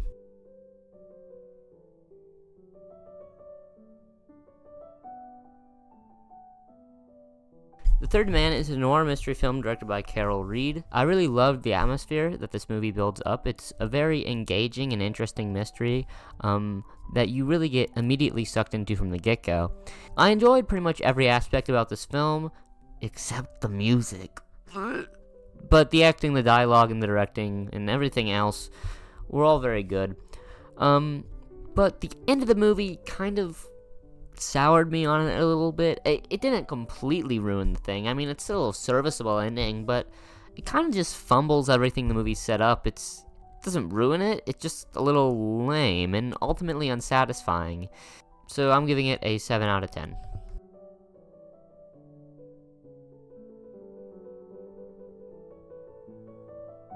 Goodfellas is a film by director Martin Scorsese, who's probably the most famous film director of all time. I mean, it's certainly debatable. Goodfellas is one of his most popular films and is representative of a particular genre that he was most famous for, the gangster film. The pop culture image of what a gangster is has been forever shaped by this film in particular. It completely makes sense, given just how good of a movie it is. You really get in the mind of the character and feel all the emotions that he does. There's one particular sequence near the end of the film that does a great job at building this very paranoid, intense atmosphere. It's a classic example of the rise and fall type narrative arc, where we follow one character over the course of many years as he rises to fame and eventually falls from it due to his own hubris. It's a very popular story arc, and it's executed incredibly well here, possibly the best example of this kind of story arc in modern fiction. They really fully capture these characters to a T and have incredible chemistry with each other. They have this really intoxicating dynamic that's just so fun to watch. Although there is this layer just underneath the surface that something isn't quite right, and that the good things that these people have will never be able to last forever. The editing of this movie is also incredible and really carries a lot of the narrative weight here. The reason why this film works as well as it does is by and large due to just how well constructed the movie is. Every scene flows into the next and builds upon the energy of the film. It's an iconic film for a reason, and definitely deserves to be on this list for just how influential it was, not just in the world of film, but in popular culture as a whole. 9 out of 10.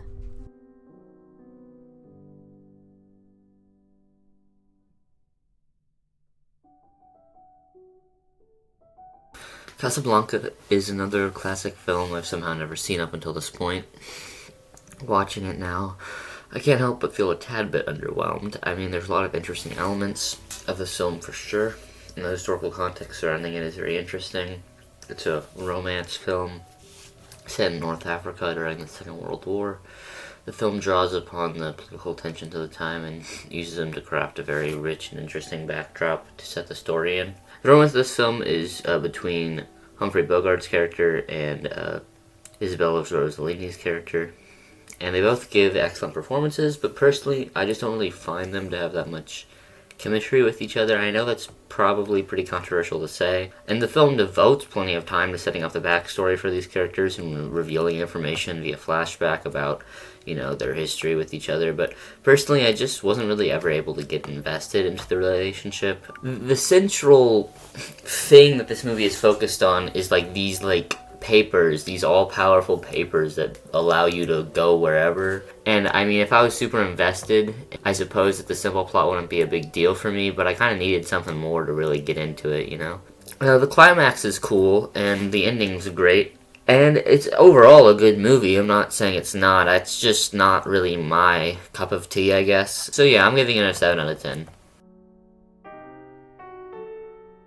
Daughters of the Dust is the second movie on here directed by a woman. This one comes from director Julie Dash.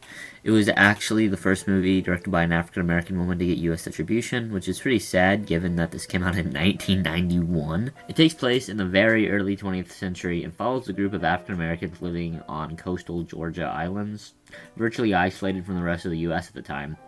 The world of this film is one that's very rich and interesting and incredibly unique. It's a culture that you don't ever really get to hear about or see, so it's really interesting to get some insight into it here. This film follows this group of islanders as they prepare to leave the islands forever and move to the mainland. You see a lot of different perspectives on their island life and their island traditions as they have come to terms with leaving them all behind. It's a very interesting premise for a film that's executed very well here, and it touches on a lot of different ideas and concepts surrounding tradition and culture, and deciding whether or not to leave that all behind for a better life. There's tons of different characters in this movie who all feel very fleshed out and have unique and interesting perspectives on the situation, and it also touches on complicated history surrounding these islands. Overall, this is a very fantastic movie that's definitely underrated. I've never really heard it talked about before, so I was glad to see it here, given that it is such an interesting movie that really deserves more recognition, and I'm glad I got some. So I'm giving it an 8 out of 10.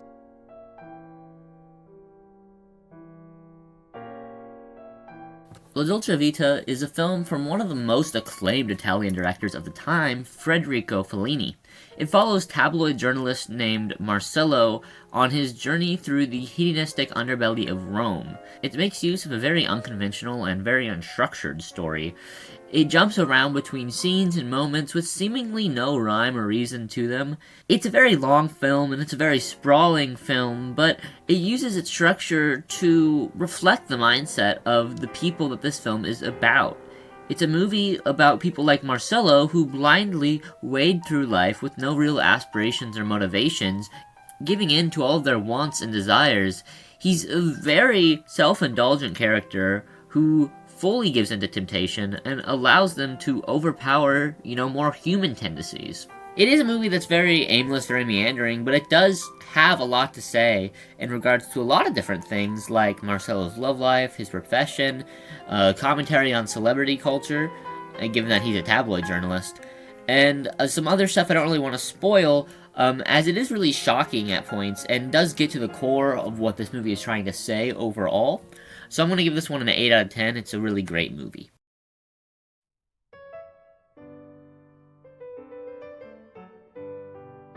Moonlight is a 2016 film by Barry Jenkins. It follows a man named Chiron from childhood into adulthood as he is forced to navigate the treacherous environment of the impoverished, drug-addicted society he was born into. It's a deeply tragic movie about how the environment that children are born in and raised in can affect them and shape the outcome of their lives. Throughout the film, we watch as Chiron transforms into people he is surrounded by, even though it goes against his own nature. It's as if there are two versions of him. The shy, reserved version he really is, and the hardened persona he puts on to hide from the elements of his past and himself that he doesn't want to confront. All of this culminates in this really beautiful and heart-wrenching conclusion, where Chiron returns to his hometown after decades of being away, and is put face to face with someone from his past who encapsulates everything about himself that he has been repressing his whole life.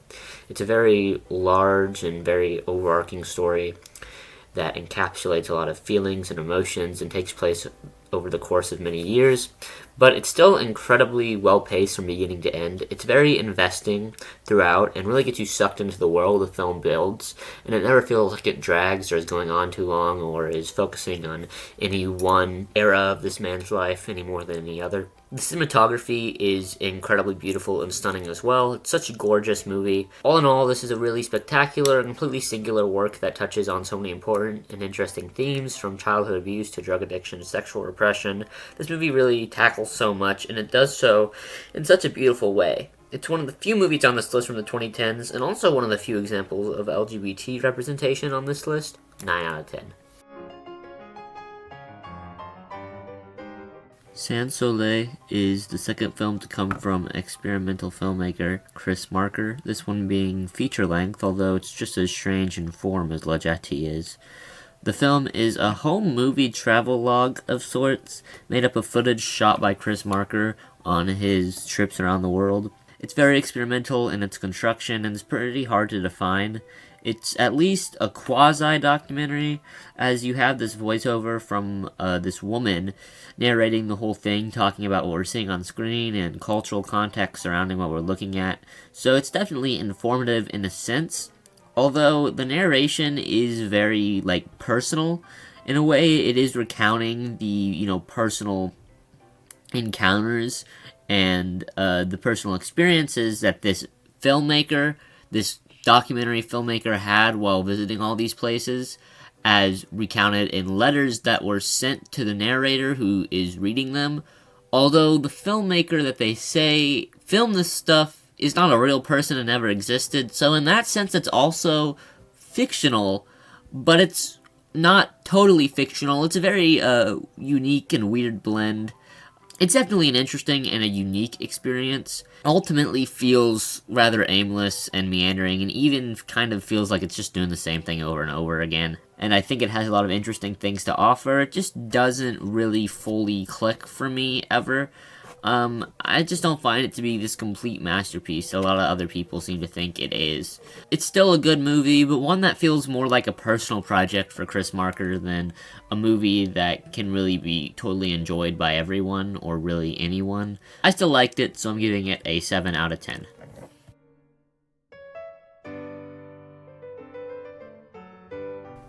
This film is often categorized as a romantic comedy, although it's not traditional in that sense. It has jokes, and it features a plot about a romance at the center, but it is in fact an incredibly depressing film, and it gets really, really, really dark at points. I'm honestly surprised this was made in the 1950s, given just how upsetting the subject matter can be at times.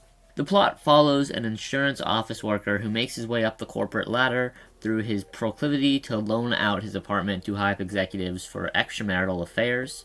He is a pretty interesting and unique character to follow as the main character, since he's not your traditional everyman protagonist. He's kind of a schlub who no one really respects or care about. Throughout the whole movie, you watch as this guy who is well-meaning in a sense, and he's very kind-hearted. He does care about people, but he gets abused and taken advantage of by the people in more powerful positions than him, constantly wearing down his good-hearted nature until he's one of them, or of course that's the goal. These people screw this guy over and by and large get away with it by the end. It's not just Baxter who gets fucked over by these guys either, but also all the women. The main romantic interest of the movie is a young elevator worker who is having an affair with an executive in the company. He clearly has no actual love for this woman, Kubelik, but simply keeps her around as his plaything that he can do whatever he wishes with. It's a very tragic scenario, and one that becomes more and more tragic as the film goes on. And the romance part of this plot is between Baxter and Kubelik, who, due to pretty disturbing circumstances, have to live in the same apartment together for a couple days while Baxter takes care of Kubelik and nurses her back to health.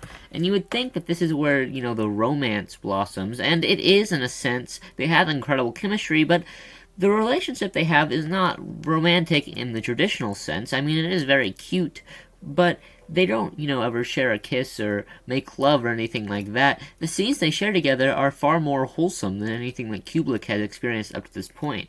And Baxter takes care of her and cares about her purely because of his good-hearted nature, but Kubelik realizes through this that she doesn't have to keep chasing after married men, having secret sex with them while their wives sit at home. She realizes that even if she does marry this executive, things will likely remain the same, with her now becoming the wife that has to put up with these extramarital affairs. And in the end, Baxter and Kubelik do end up together in some capacity.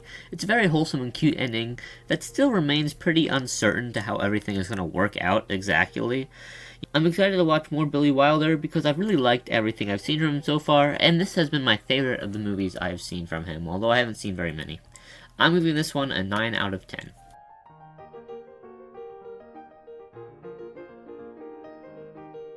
Sherlock Jr. is a silent comedy film from 1924. The film comes from Buster Keaton, who also made The General from earlier on this list. Given that I didn't like The General all that much, I didn't really expect to enjoy this film. However, I didn't find myself really liking a lot of what I was seeing. It's a really simple film, granted, but it is still a lot of fun. It barely has a plot in the traditional sense, and it's really just about this guy obsessed with Sherlock Holmes and other mystery novels who falls asleep in a movie theater and then imagines himself in the film. It's a very standard slapstick comedy affair. In terms of the plot, it's really more interested in the antics that this character gets into than what's actually happening story-wise. But it's a good thing then that the antics that the film is so interested in are pretty fun and very creative and innovative. There's a couple sequences in this film that subverted my expectations and left me wondering just how they did it, given that this film is 100 years old at this point. In fact, it's the oldest movie on this list, and it's really a feat something so old was able to not only maintain my interest, but also be pretty enjoyable. Still, I don't think it's a masterpiece or anything like that. It's a fun little movie, but not much more than that in my eyes. 7 out of 10.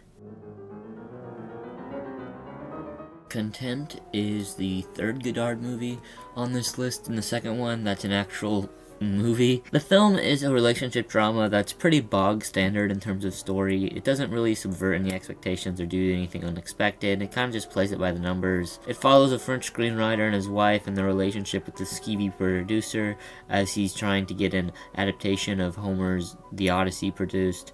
And the story isn't like bad or anything.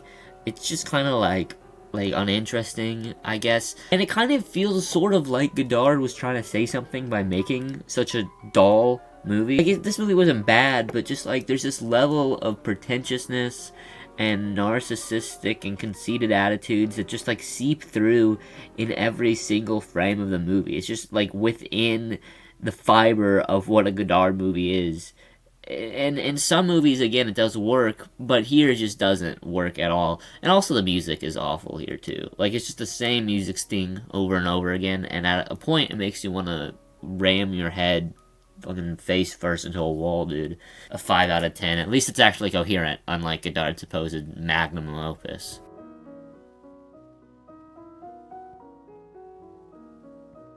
Battleship Potemkin is a 1925 film from Soviet Russia. It's a silent epic about a fight that breaks out on a ship between the crew of the ship and the officers after the crew becomes sick of the poor working conditions on board. The film is a pretty simple one. The story isn't anything crazy or revolutionary. Oh, brother, this guy stinks! But it does get kind of crazy as it goes on. The ending of the movie is pretty large in scale and does some stuff that I wasn't expecting, and that is still kind of shocking even today. It definitely goes beyond just like a simple rebellion at a point and becomes a full-scale like revolution, which makes sense given that this movie was created as a revolutionary piece of Soviet propaganda. And as propaganda, I mean, I see how it can be effective, especially at the time. I mean, today I don't think this movie would really change anyone's minds or sway anyone, or I don't even know if it would reinforce most people's views. But, I mean, for 1925, for being nearly 100 years old, The film makes some pretty revolutionary choices. The movie makes use of some pretty cutting-edge editing and filmmaking techniques, and knows how to use them to great effect throughout the film. It definitely is a very culturally important movie for how it changed not only how propaganda films were made, but also how films in general were constructed. The methods that this film uses to get the audience to sympathize with and relate to the characters, even when they're doing things that removed from any context would be seen as morally objectionable, is something that pretty much every film today owes itself to. Watching it felt more like watching an important historical document rather than an actual enjoyable film. Again, not to say the movie's bad, but just like not really my thing. So I'm giving it a 6 out of 10.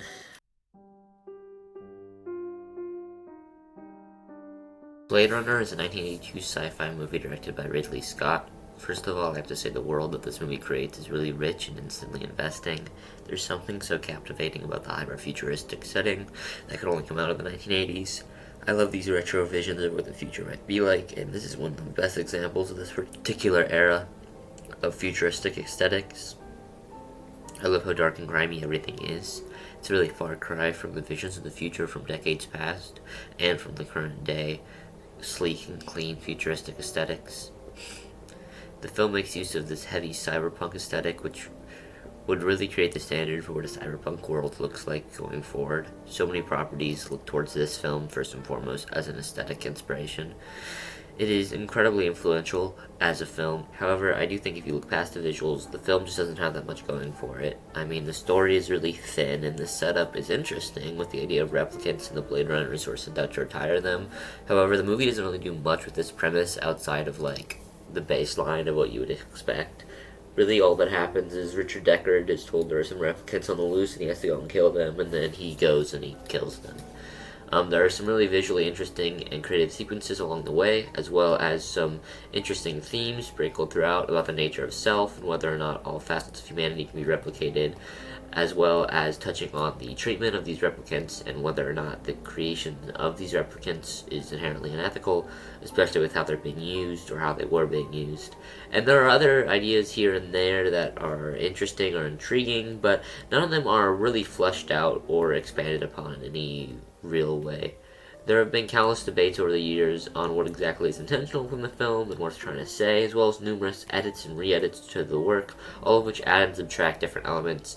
And it's a film that can be deeply dissected if you wanted to, but I just don't really find it all that worthwhile to do so. It's not a bad movie, and it definitely deserves to be revered, if solely for how influential it is in terms of its style and its visual look, but personally I just find it to be a pretty good science fiction movie, but not much else.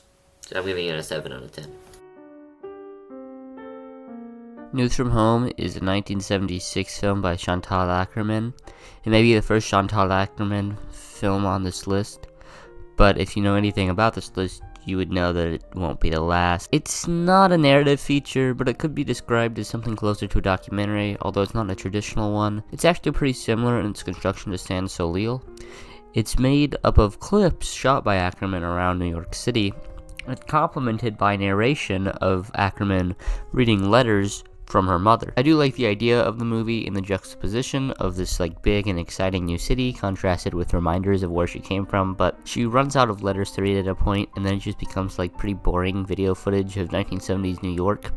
It really feels like watching vintage stock footage at a point. You know, at a point it gets so like stale that it kind of just feels like you're watching vintage stock footage. I really do think that this would have been a lot better as a short film because it doesn't really do anything of note with its 90-minute runtime. At least Sans Soleil got really weird and experimental by the end. This just gets pretty boring. I do like the concepts and parts of the execution. The film overall does vastly overstay its welcome. I'm giving it a 6 out of 10.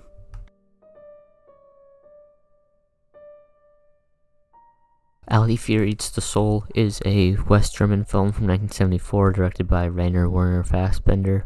It follows an elderly German woman named Emmy who works as a cleaning lady and lives entirely on her own, very estranged from her children. On a rainy night, she stops into a bar frequented by Arab immigrants where she meets a Moroccan man named Ali, and over the course of the film we see the relationship develop from a close friendship into something more, eventually resulting in them getting spontaneously married. At its core, the movie's about racism and prejudice in German society at the time, how commonplace racist and bigoted beliefs were amongst the German populace.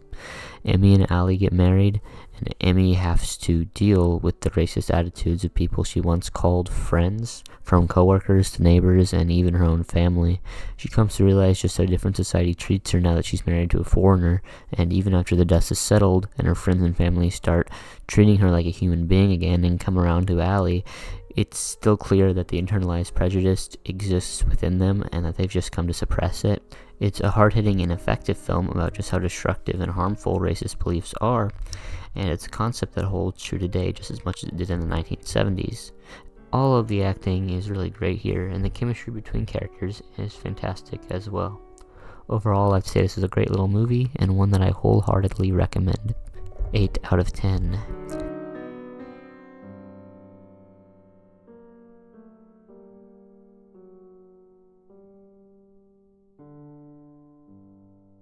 Piano is probably my most talked about movie on this channel, so I'll keep it brief.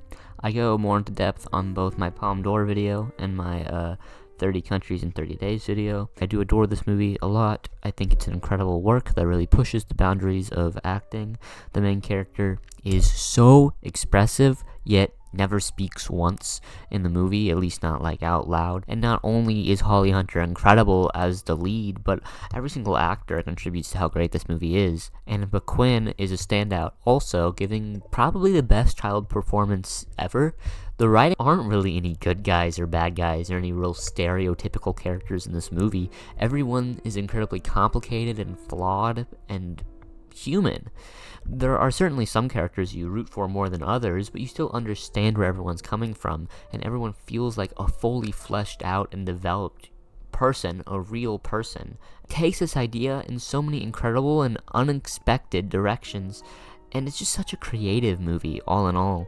It's a fantastic movie that I appreciate more and more every time I watch it, and I'm going to give it a 9 out of 10.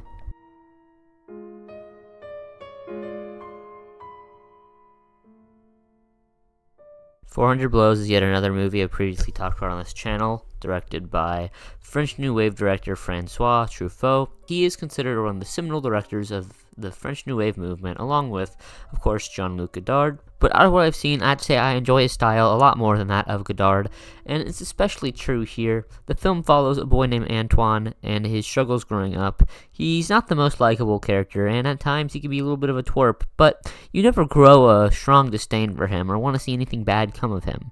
At the end of the day, he's just a kid who's still learning and adapting to his ever-changing world. It's a very genuine and accurate portrayal of what it's like to grow up and figure things out when it seems like the whole world doesn't understand or care about you. The emotions this film exhibits are very raw and visceral, and it's the perfect encapsulation of all the strange and complicated emotions that go along with having to grow up. It's presented in a really beautiful way too, with such lush and breathtaking visuals. I really like the more stripped back approach this movie presents itself with. Antoine is actually Truffaut's autobiographical persona he uses throughout his filmography, and he shows up in later works as well, chronicling different periods in his own life. I have yet to see any other films featuring Antoine, but I'm looking forward to checking them out in the future. For now, I'm giving this one a 9 out of 10. And that's officially halfway through the list. 400 Blows was the 50th movie. Ordet is a 1955 movie by Carl Theodor Dreyer. It follows religious tensions between people in 1920s Denmark. Throughout the film, we follow an older man named Morten, who is pretty firm with his religious beliefs and is a devout member of a local church. He's the father of 3 sons, the eldest of which does not believe in Christianity or any religion for that matter, and he's soon to be a father. The middle child is severely mentally ill and believes himself to be Jesus Christ reincarnate, and the youngest wants to marry the daughter of a shoemaker, but is distraught when the shoemaker does not allow the marriage to happen because they belong to a different religious belief than he does. Through his interactions and relationships with his family members and community members throughout the film, we see Morten's religious beliefs constantly tested. One thing that I appreciate is how the movie itself never views anyone as inherently right or wrong. It's reasonable that the atheist character doesn't believe in God, because he has his own personal reasons and experiences that have led him. It's reasonable that these older men would both view their own denominations as a superior or correct one, because that's what they've been told to believe by the churches they're a part of. Even if the movie itself doesn't agree with these characters, it doesn't shame them or treat them as worse for their own belief. The movie shows that belief does not matter as much as faith does. Not necessarily faith in one particular god or even in a religious power at all, but just general faith in something. Because at the end of the day, faith is what unites these people and brings them together despite all their differences. And I don't want to spoil the conclusion of the film, but really, it does bring this theme of faith directly to the forefront in a very intense way. And what happens at the end of this movie happens because everyone in that room has faith that it will happen. And watching the film, you too have faith that it will happen. And regardless of what any of these characters believe or what you believe, you still want this miracle to occur, even if it might go against everything that you personally value. At the end of the day, specific beliefs aren't as important as faith is. It's a very interesting and powerful movie, and it's a little slow at times, but the ending definitely brings everything together in a very intense and epic way. 8 out of 10.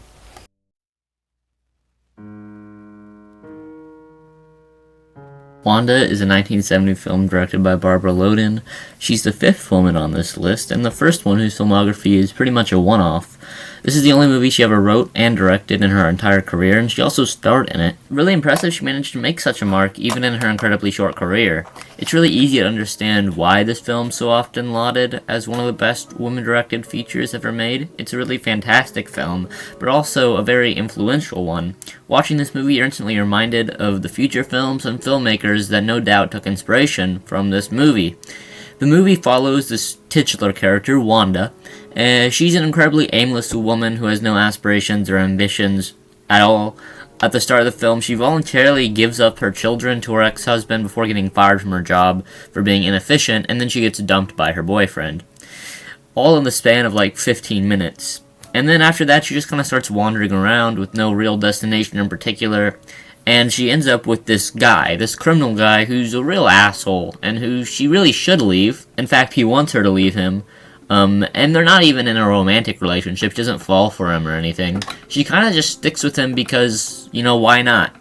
And this type of protagonist wasn't completely unheard of in cinema at the time. I mean, for example, Easy Rider, I guess, would be an example of a movie with a vagabond-type character, but this character, Wanda, is unique in many ways, in many facets, mostly for just how little she cares about anything that's going on, but also for how she is, of course, a woman. It really upends and subverts the societal expectation of what a woman was meant to be and do, in the 20th century, and even to an extent today. Because all this trouble she gets into happens simply because she wanders into it. She doesn't scheme or conspire with anyone. She just gets pushed around by others until she ends up in these troublesome situations. And by the time she's there, she doesn't really care. And she really captures this character so well because she knows her. And in a way, she is her. It's a very simple movie, but an incredibly effective one nonetheless that deserves its place here for just how influential it clearly was. It's a shame that Barbara Loden died so young, because if this film's any precedent, it's clear her career would have been a really great one. Even though she never got an opportunity to make another feature, this movie still stands alone as a wonderfully singular work by an incredibly visionary artist. And I'm giving it an 8 out of 10.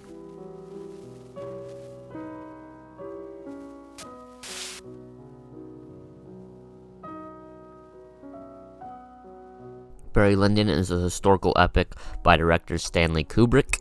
It's one of the last Kubrick films I've yet to see, and I was looking forward to checking it out. After watching, I have to say, this movie exceeded my expectations. I was expecting the visuals in the film to be incredible, and I wasn't disappointed on that front. The cinematography is some of the best and most grand and beautiful cinematography I've ever witnessed in a movie. Each shot and sequence has such an incredible sense of grandeur that really gives off this feeling of important, that what you're watching is significant in some way. I mean, it has to be, right? The story we're watching is so massive that one can only assume on a cursory glance that it's about some monumentous figure in history, or at least a fictional figure who performed incredible feats in the story, but no, this isn't about anyone like that. It's not even about someone named Barry Lyndon. It's about Redmond Barry, who later marries to become Redmond Barry Lyndon. And I would not call Redmond Barry a strong or accomplished person that you would expect a 3-hour-long epic to be about. No, he's pretty naive, stupid, conceited, and cowardly. Throughout the film, these qualities of his get him into trouble again and again, and he's tricked and deceived several times, but is unable to hold his own when it comes to this. All of his tricks, all of his deceits, end up in people just seeing right through his lies. And any goodwill he has, and any position of power he finds himself in, are squandered due to his own hubris, and his own ignorance, and his own arrogance. He's too much of a coward to stand his ground when anyone challenges him, which is what ultimately leads to his downfall. And it might be a stretch to even call it a downfall, because that implies some massive and climactic fall from power, but that just doesn't happen. He's removed from power pretty easily and pretty unceremoniously. The ending of the movie is very anticlimactic, intentionally so. That nature, that anticlimactic nature, is the point of the film. It doesn't feel like it wastes your time, and it doesn't feel 3 hours long. So I look forward to watching this again, now that I know what to expect, and I'm giving it a 9 out of 10, but I could easily see this one going up to a 10 at some point.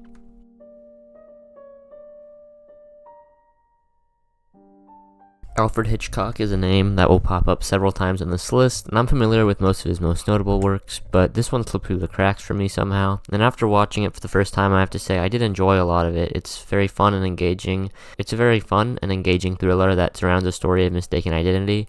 It's pretty silly as a movie. It never takes itself all that seriously, and then the central misunderstanding of the film is pretty dumb if you really think about it. And the movie is filled with a lot of pretty drastic plot contrivances. It annoyed me a little bit at first, but eventually the movie won me over with just how entertaining it is. A lot of the sequences in this film are just like so much fun and so awesome to watch. Even today, there's some, a lot of the action sequences and set pieces really hold up today.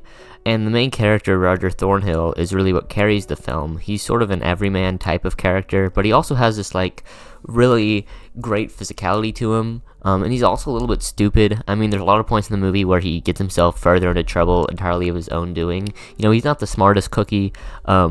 He's just this guy who happened to fall into this situation. And that's why it's a fun movie to watch, because you relate to this guy in a sense, because he is kind of just like a normal everyday guy. Like I said, there's a lot of plot contrivances, and while most of them don't take me out of the film, some of them do go to the point where I can't help but think about them, and it does take away from the overall experience of the movie. And the main thing the movie does, it doesn't really work for me, is like the romance plot line. It just doesn't really interest me at all. The leads don't really have all that much chemistry, in my opinion. The female lead is pretty flat, pretty stale as a character. There's hints that she might be a little bit smarter, but by the end, she's kind of just this frail companion who the main character has to save, and I don't really find that type of character all that interesting.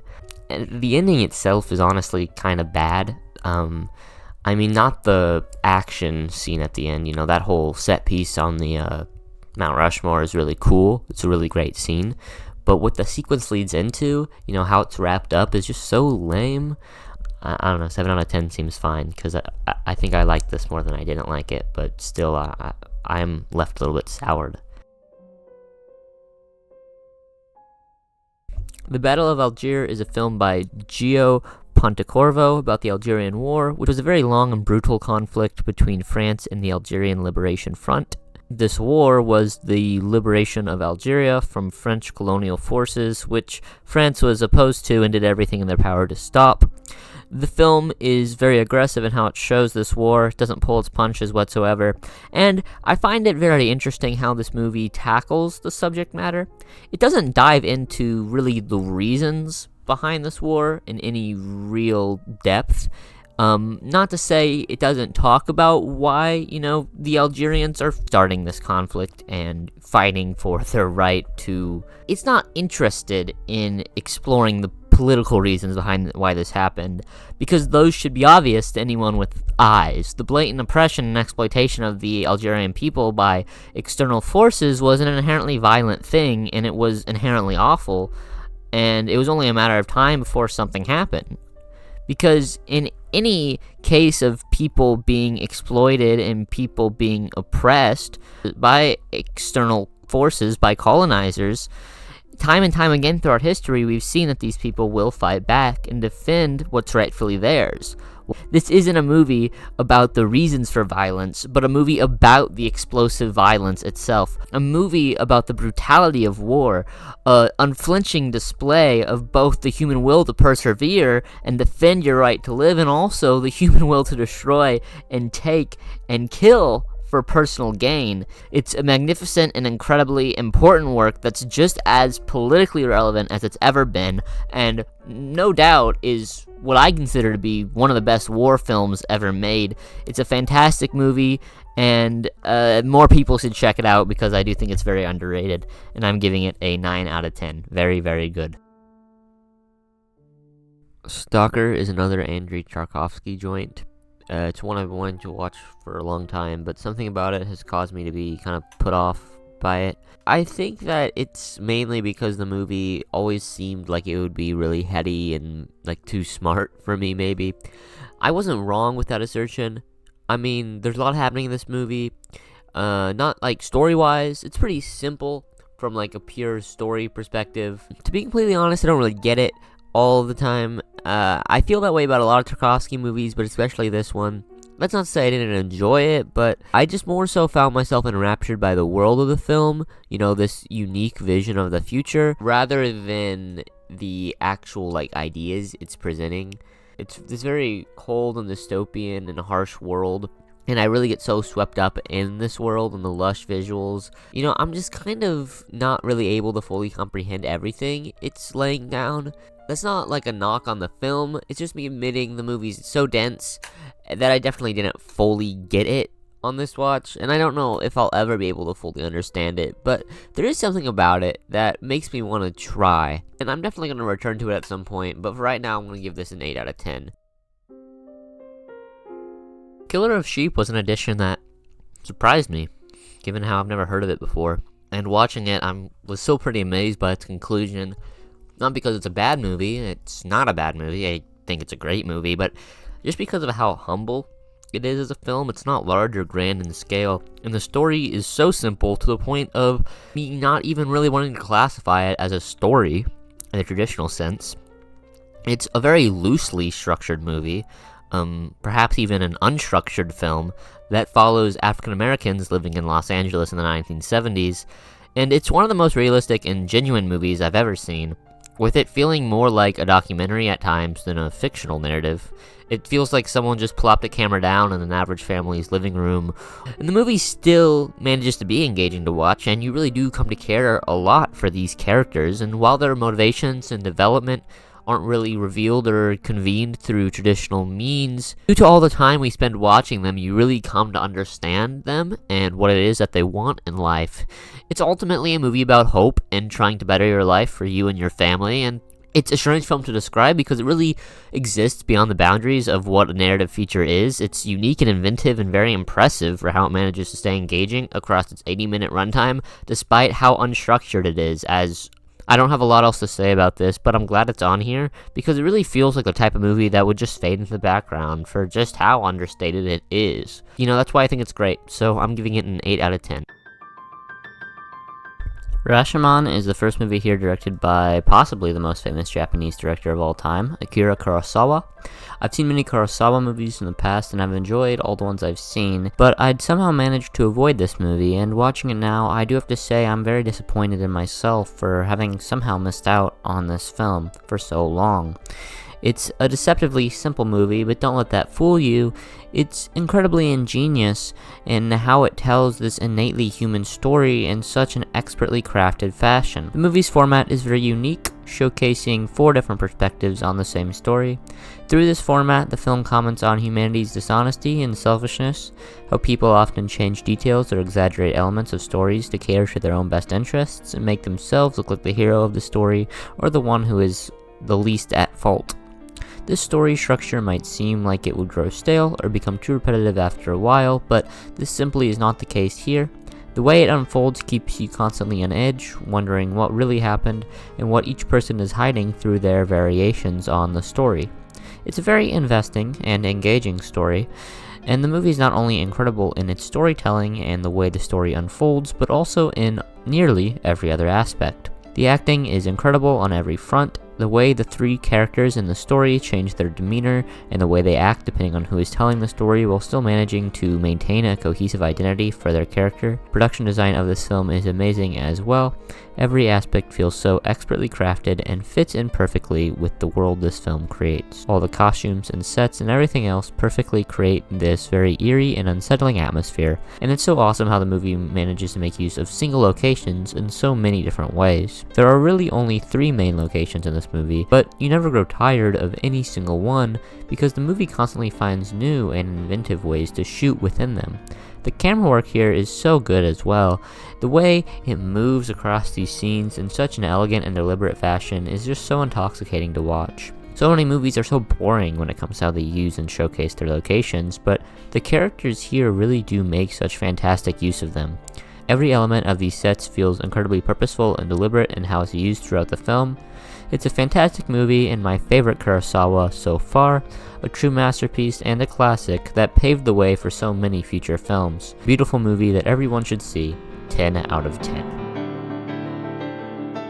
Bicycle Thieves is one of the most acclaimed works of the Italian neo-realist movement, and it's pretty easy to see why. It's a very simple but powerful story of an impoverished father who gets his bicycle stolen and spends the rest of the movie trying to get it back. The movie takes a very no-frills approach to its storytelling, which works very well here.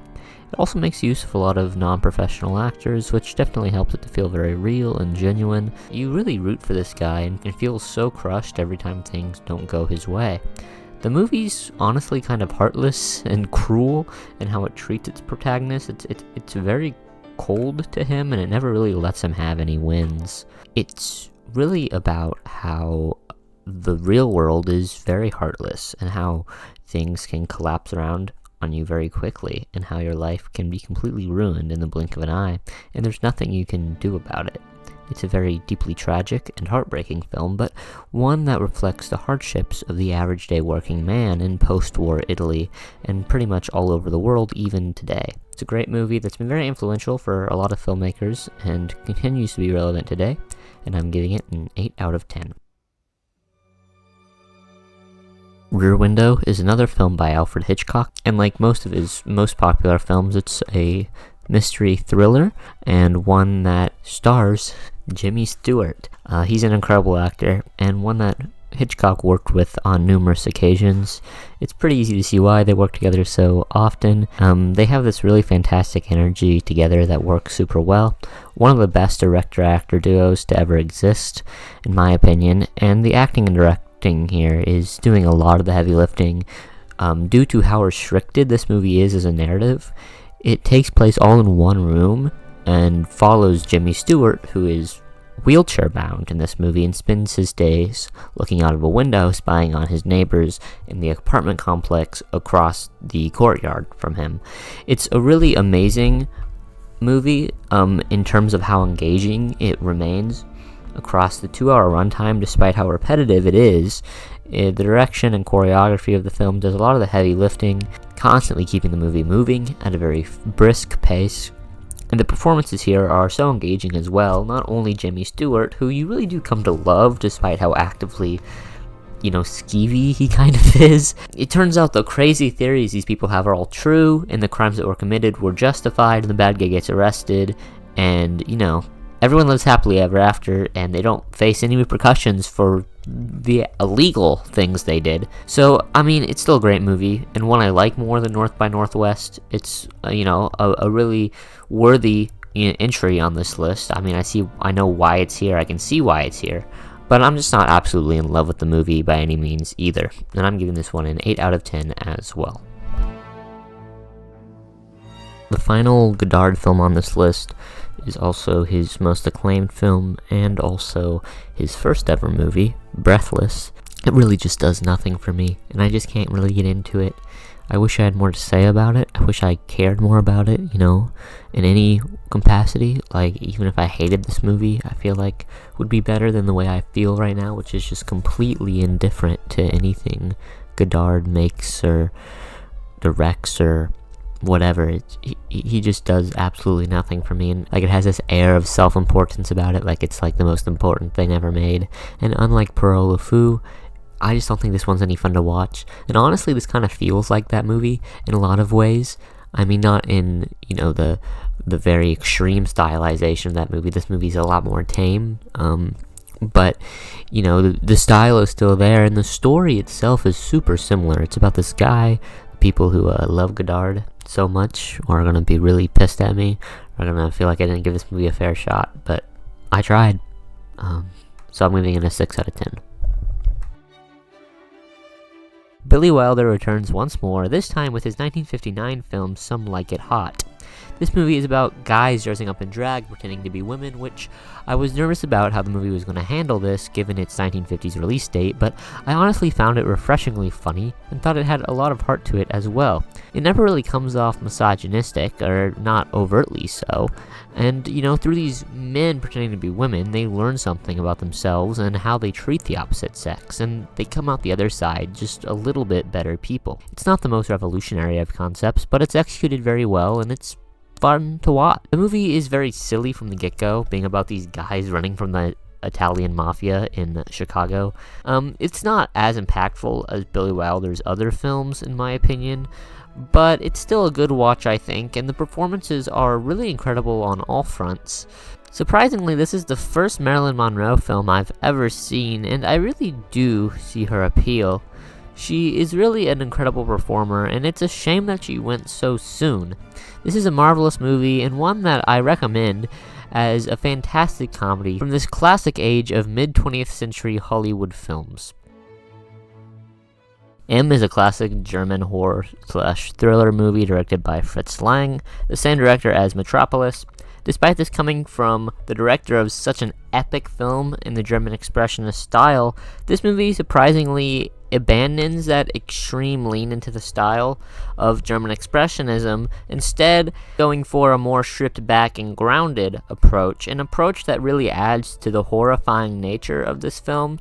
It's a very simple movie with a very simple premise about a child murderer named Hans Beckert,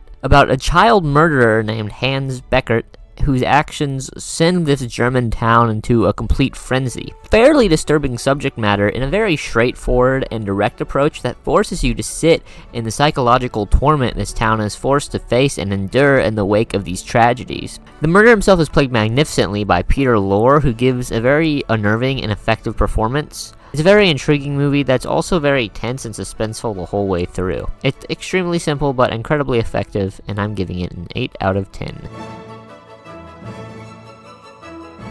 City Lights is the second Charlie Chaplin film on this list, and it's pretty similar to Nature in Modern Times. It's about the same tramp character that Charlie Chaplin loves to play.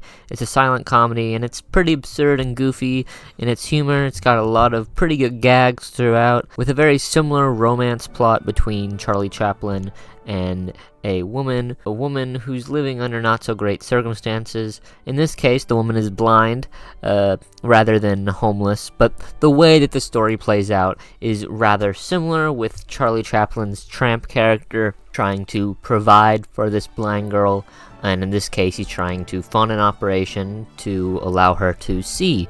The case of this movie, it's not so much really trying to showcase a modern working culture and how harmful it is. It's pretty fun, but the actual overall story, the narrative glue that is holding all of these little gags together, is not as effective or hard-hitting in my opinion. I don't get as much out of it as I did in Modern Times, even if I do see the appeal of this movie. It has some of Chaplin's most iconic gag. Really, like I said earlier, just feel like a collection of gags with a pretty loose narrative thread stringing them together, and then an overall strong story in its own right. Some people might be more into that kind of thing, you know, just these pretty fun individual gags, but it's not my own personal cup of tea, so I'll give it a 7 out of 10. The first and only Indian movie on this list, Pather Panchali, is a film by famed Bengali director Sajid Ray. It's naturalistic and is very much a work of realism. Its concept is one that's pretty simplistic and stripped back. It's not even really a point A to point B type narrative, but instead a really loosely structured film about growing up in impoverished conditions. We follow this young boy named Apu and his teenage sister Durga, and together they manage to make light of their tragic conditions. They have really incredible chemistry together, and it's really fun to watch them explore this world. It's just fun to watch, these characters explore this world, and see this world through this childlike perspective. It's a very loose movie. It's a movie where not a whole lot happens, and you're kind of just watching these characters live their lives, but that's kind of the point of the movie. And it's not to say nothing at all happens in the movie. There are some very climactic moments, some very tragic moments, and, this is really a deeply tragic story in the end, but it's one that has a lot of heart and has a really strong emotional core, and it's easy to get sucked into it. It's really fantastic and powerful, and it definitely deserves a spot on this list. It didn't do anything that absolutely blew me away, but I still really respect it for how dedicated and unflinching it is at showing you the lives of these characters and the tragedy that follows them. And I'm giving it an 8 out of 10. This is one of the rare movies this high on this list that not only have I not seen, but I've also never even heard of it. It comes from Jean Vigo, and I've never really heard of him before either. It's not that much of a surprise given that he never really made that many movies in his tragically short career when he died of tuberculosis in 1934 at the age of 29, the same year this movie came out. The movie follows this recently married couple, and the husband is captain of this cargo ship, and then the wife comes along on this voyage that he goes on as a sort of impromptu honeymoon type thing for them. It's a very stripped back movie, a very naturalistic one. It's very bare bones, and honestly feels like a lot of future, French New Wave movies. Not so much Godard, but very much Francois Truffaut-esque in a way. It's very much a heavy inspiration. It really is just a movie about this new marriage and the struggles couples face early on in a marriage when the reality of what it actually means to be married and, together forever begins to actually set in. It's honestly, I think Jean, who is the husband in the relationship, is kind of a dick, honestly, and he's very controlling of his wife.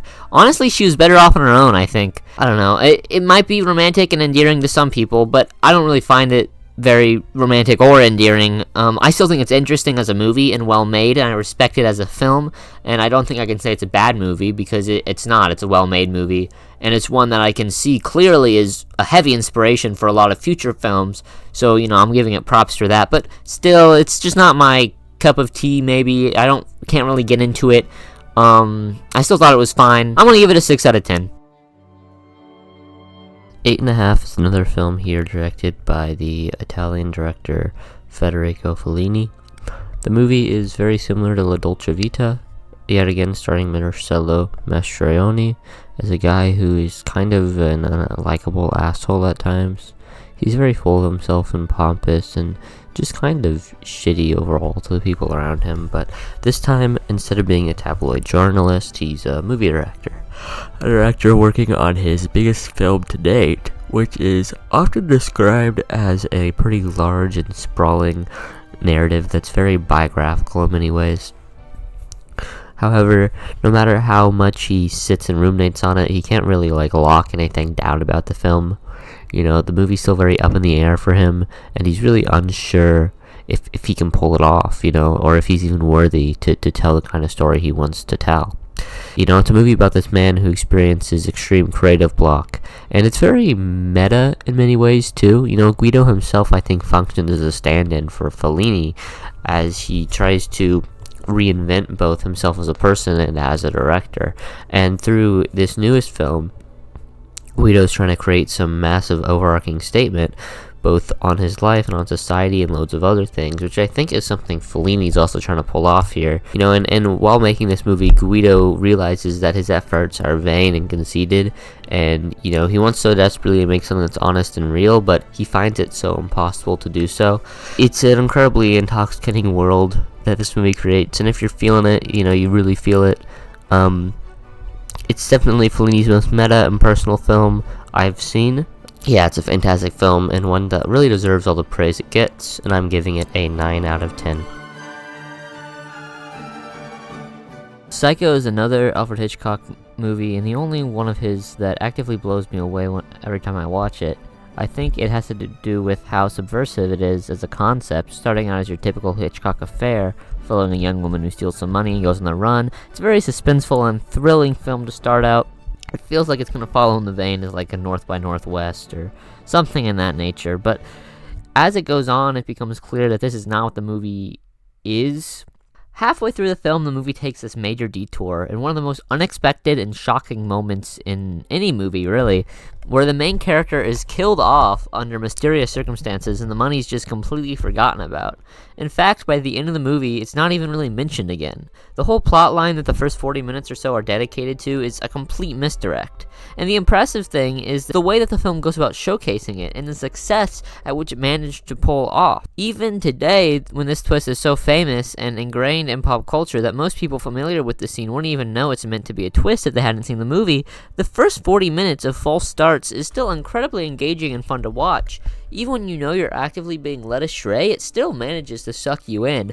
All the performances are so incredible, and surprisingly there's no Jimmy Stewart here, unlike the last couple Hitchcock movies on this list, and one that's yet to come. And while I cannot say that his impeccable screen presence isn't missed, the actors here are still so good in their own right, especially Anthony Perkins, who gives perhaps the most iconic performance in any movie ever. His portrayal of this incredibly insane and unhinged individual is not only unsettling and effective today, but also so influential for all these types of characters will go on to be portrayed in the future. And not only that, but it's also just an incredible film just to watch. It's a great movie, and it's a really fun watch, and if you haven't seen it yet, please check it out. It's a very enjoyable movie, and I'm giving it a 10 out of 10. Mirror is the last Andrei Tarkovsky movie on this list, which is a little surprising to me, because I always thought of Stalker and Solaris as the films of his that are more widely considered to be his best work. The movie follows a man near the end of his life, and he's recollecting on his memories of growing up and of fighting in World War II. And he's recollecting on his memories of growing up and of fighting in World War II. The structure of the film is very loose and unstructured. It kind of jumps around all over the place between different eras and moments in this man's life. The narrative structure of the film is very loose and unstructured. It kind of jumps around all over the place between different eras and moments in this man's life. Some of the exact ideas and themes in the movie are kind of lost on me, and I can't say I understood every single thing that this movie is going for, but the cinematography is really just beautiful, and the editing creates this dreamlike atmosphere. It's all very captivating and atmospheric, and like Stalker, I found myself really entranced and captivated by the visuals, and I think the narrative aspects here are a bit more interesting and stronger overall. I still find it hard to completely connect with this movie due to just how strange and otherworldly it is. It's an utterly fantastic film, but as with all of Tarkovsky's work, it's hard for me to really fully connect with it as much as I wish that I did. I still really do appreciate it for just how bewitching of an experience it is, so I'm giving it an 8 out of 10. Portrait of a Lady on Fire is the highest ranked movie on this list that was released in the 2010s, and it's also tied for the most recent movie on this list, premiering at Cannes in 2019 along with Parasite. The film is directed by French director Celine, and I've seen all of her feature films, and while most of them can be described as fairly simple and pretty traditional coming-of-age films, this film stands apart from the rest, and is by far considered her magnum opus. I definitely agree that this is her biggest and most stunning film, and the world that this film crafts is just so beautiful. Everything from the set design to the cinematography to the costumes. It's also lush and breathtaking. It's one of the most beautiful looking movies of the last decade or so, and for that reason alone, I think it deserves to be here. It's fitting too, given that the movie is very much about painting and about the artistry of painting. It's a movie about the way that paintings and art in general can capture reality and serve as a snapshot into the minds and lives of the people making them. Art shows us how the people lived and thought, even long ago. It's one of our few connections to the past. And I'm not a historian by any means, but this movie manages to capture the era very well, or at least it feels like it does. And it's very focused on capturing particularly the women of the era. And this movie is one that's very much focused on a female perspective that has been lost at time, forgotten about, due to just how male-centric society has been historically and even is today. And this movie is really focused on showcasing the lives of women in this period. To that end, there are really no men in this movie whose relationship, it starts out as a transactional one at first, with Marianne hired to paint at Heloise for her upcoming wedding, but as the film goes on, it becomes something much more. It's a very romantic and very beautiful relationship they have together, and their chemistry is really just such a delight to watch every moment that they spend together. And the movie also uses this relationship to further its themes of how women were forced to conduct themselves in secret throughout much of recent history, and their relationship, despite how passionate and loving it is forced to be nothing more than a fling. It's one that can be hinted at but never acknowledged directly, ignored and shoved deep into the annals of history where no one can ever find it. The only reference that any of these things ever happened is through the art that is created through the paintings, particularly that Marianne creates. The paintings themselves are beautiful too, done by artist Helen Demari. I'm probably mispronounced that, but they are beautiful, and you can actually see the paintings being created in the film, with her hands standing in for those of Naomi Merlant, who played Marianne. And she gives an excellent performance here, but personally I find myself drawn to the performance of Adele Haenel as Heloise. She really carries the movie for me, and without her I don't think that this would work in the same way that it does. This is a fantastic film all around, and one that definitely deserves all the high praise it's been getting, and really deserves to be on this list, and I hope that it stays on this list and other lists like this for decades to come, and I envision that it will. So I'm giving it a 9 out of 10. Taxi Driver is the second and final Scorsese movie on this list, and is one of his most acclaimed works. It's a really interesting and a very intriguing movie following a rather unusual and strange man named Travis Bickle. He works as a taxi driver in 1970s New York City, and the city itself is just as important to the fabric of the film as Travis Bickle is. The way the movie captures this world and environment really makes it feel lived in and real, and it doesn't just feel like a location or a setting for the film, but like a living, breathing place. And the screenplay is written by Paul Schrader, who's really able to craft these really interesting and intriguing and very strange and unusual characters that really tap into this very unhinged element of the male psyche. I don't find the film to be as enjoyable or hard-hitting as some of Scorsese's later work, and Paul Schrader as a writer is someone whose writing style can often come off as a little obnoxious at times to me personally, but I still overall think this is an excellent and well-crafted movie that paints a very interesting picture of a disturbed individual with a pretty twisted sense of morality, but a strong sense of morality nonetheless, and I'm giving this an 8 out of 10. This next film is directed by a woman coming from the Czechoslovakian New Wave director Vera Chaltiova. Don't know if I said that right. The movie is quite strange and unusual. It's not really the type of movie you would expect to be on a list like this. It's a very bewildering movie, and one that definitely confused the hell out of me when I first watched it when I was 15. It was so insane and absolutely deranged that watching it now, maybe something's changed about me in the last 2 years, but this movie is really just so good. It is still incredibly deranged and insane, absolutely bananas bonkers, but I do find it a lot more interesting than I gave it credit for when I first watched it, and honestly I think it's a pretty revolutionary movie. It has no care for the expectations of what a movie is supposed to be or meant to look like. It like completely rejects and rebukes any preconceived notion of what this film can or should be. The movie's editing style is very maximalist and very experimental and absurd. It's constantly doing something new, and it never really settles into a traditional rhythm. And just when you think you know what the movie is and think it's finally settled down, it finds new ways to completely shock and surprise you. The movie follows two young girls, both named Marie, who decide that they're going to be spoiled and spend the rest of the movie engaging in pretty unhinged acts of debauchery and destruction. They really completely go against the patriarchal idea of how a proper woman is meant to look and act. It's very chaotic and disorienting, both in its editing, its visuals, its story, its performances. Just everything about it is so just weird and strange and bizarre, but it all complements each other so well and comes together to create like this wild and insane film that completely deconstructs the expectations and standards of, high society. It's very biting and very effective as a piece of feminist satire and cultural satire, satirizing modern culture in general, or I guess culture of 60 years ago. Fantastic film, super fun film, super funny film, and just really an iconic movie all around, and I'm giving it a 9 out of 10. Showa is the highest ranked documentary on this list, and it's also the longest film on this list. The movie is a 9-hour long document on one of the most atrocious genocides of modern times, the Holocaust, and despite being 9 hours long, the movie never feels like a slog to get through.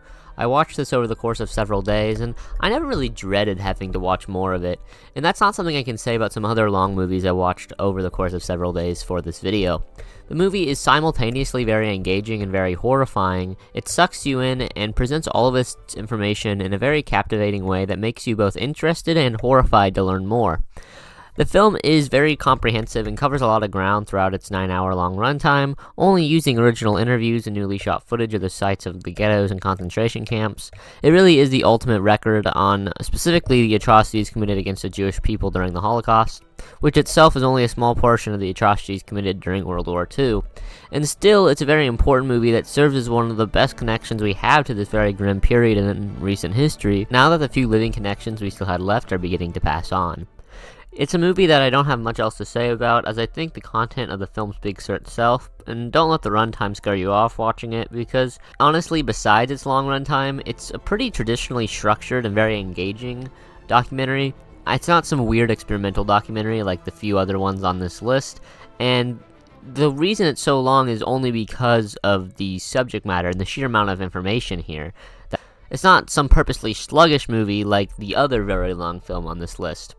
And honestly, a lot of people act like you have to watch this in one sitting, but it was originally aired in 4 parts on PBS anyways.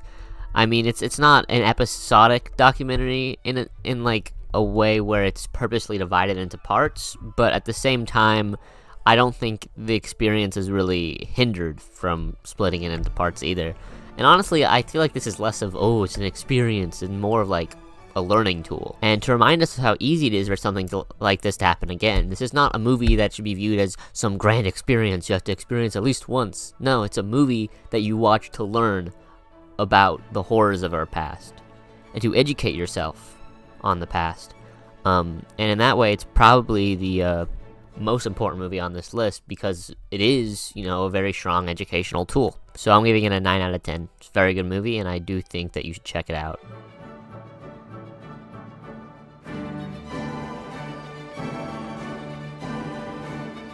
Night of the Hunter is a 1955 thriller by Charles Laughton. It's the only movie he ever directed, as he's mainly known for his career as an actor. He doesn't star in this film, but the primary driving force of the film is Robert Mitchell's performance as the terrifying preacher, Harry Powell. And at least for a large portion of the movie, he really brings such an unsettling atmosphere to the film, and serves as a really horrific adversary for these two very young children, who he's targeting in order to obtain some money that's been hidden by their father before he went to prison.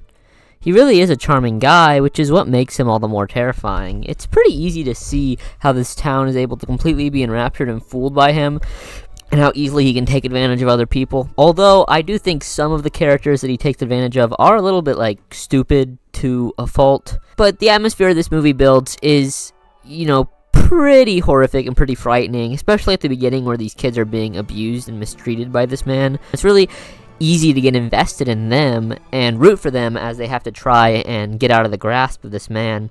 And there's moments in this portion that could be considered very thrilling. However, as the movie goes on, it kind of takes a nosedive. So from this point forward, it's kind of just these kids chilling out and occasionally having to hide or outrun Powell.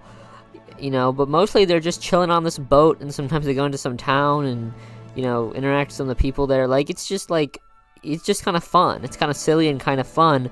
And Powell himself goes from being a straight-up murderer to more of an oafish kids movie villain presence.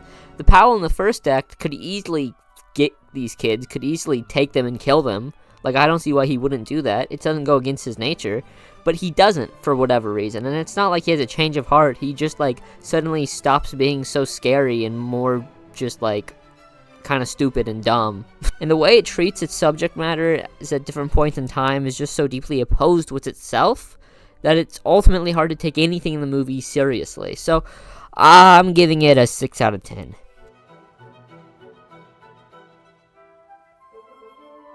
Robert Bresson returns with Hazard Balthazar, a movie about a donkey as he moves around from person to person and witnesses many tragic things happen to both himself and to the humans around him. It's a really simple concept showcasing all the different facets of humanity through the eyes of an outsider, this non-human character watching as humanity slowly rips itself apart. But in practice, I don't get much out of it. The concept's cool, but in execution, it just kind of manifests itself as watching a bunch of sad shit happen to and around a donkey for 90 minutes. It's certainly well made, and Bresson's stripped-back style only works here, but I don't care enough about any of these characters or their stories to really get invested in anything happening involving this donkey. The movie constantly has really messed up stuff happen to a lot of these characters, and I assume this is in an attempt to get the audience to care about them, but in practice I just found the film to be so exhausting. It's like death, then assault, then abuse, then more assault, then more abuse, then more assault, then even more abuse, and then death. And I know a lot of people love this film, but it's always felt kind of empty to me on my first watch, and especially now. 6 out of 10. Do the Right Thing is the 7th and final movie on this list from a black director. This one comes from maybe the most famous African-American director of all time, Spike Lee. His filmography has always been rather hit or miss for me, but when it hits, it really hits, and this is probably my favorite of his work, although there's some pretty close competition. The movie takes place on one block in Brooklyn during a very hot summer's day, and the heat of the movie is something that is really so apparent in every scene. Not because these characters constantly make references to it, although they do that on occasion also, but because of more subtle aspects. These characters constantly act like they're in a heat wave. Their actions and their movements are often frenzied. They constantly act like they're on wit's end. And the tension in every single line of dialogue, every single action and interaction between these characters is really so suffocating. The movie is also shot with a lot of really disorienting techniques, like extreme close-ups and jarring Dutch angles. Everyone looks so sweaty too. This is maybe the sweatiest movie of all time, or it's at least in contention for the title of sweatiest movie of all time.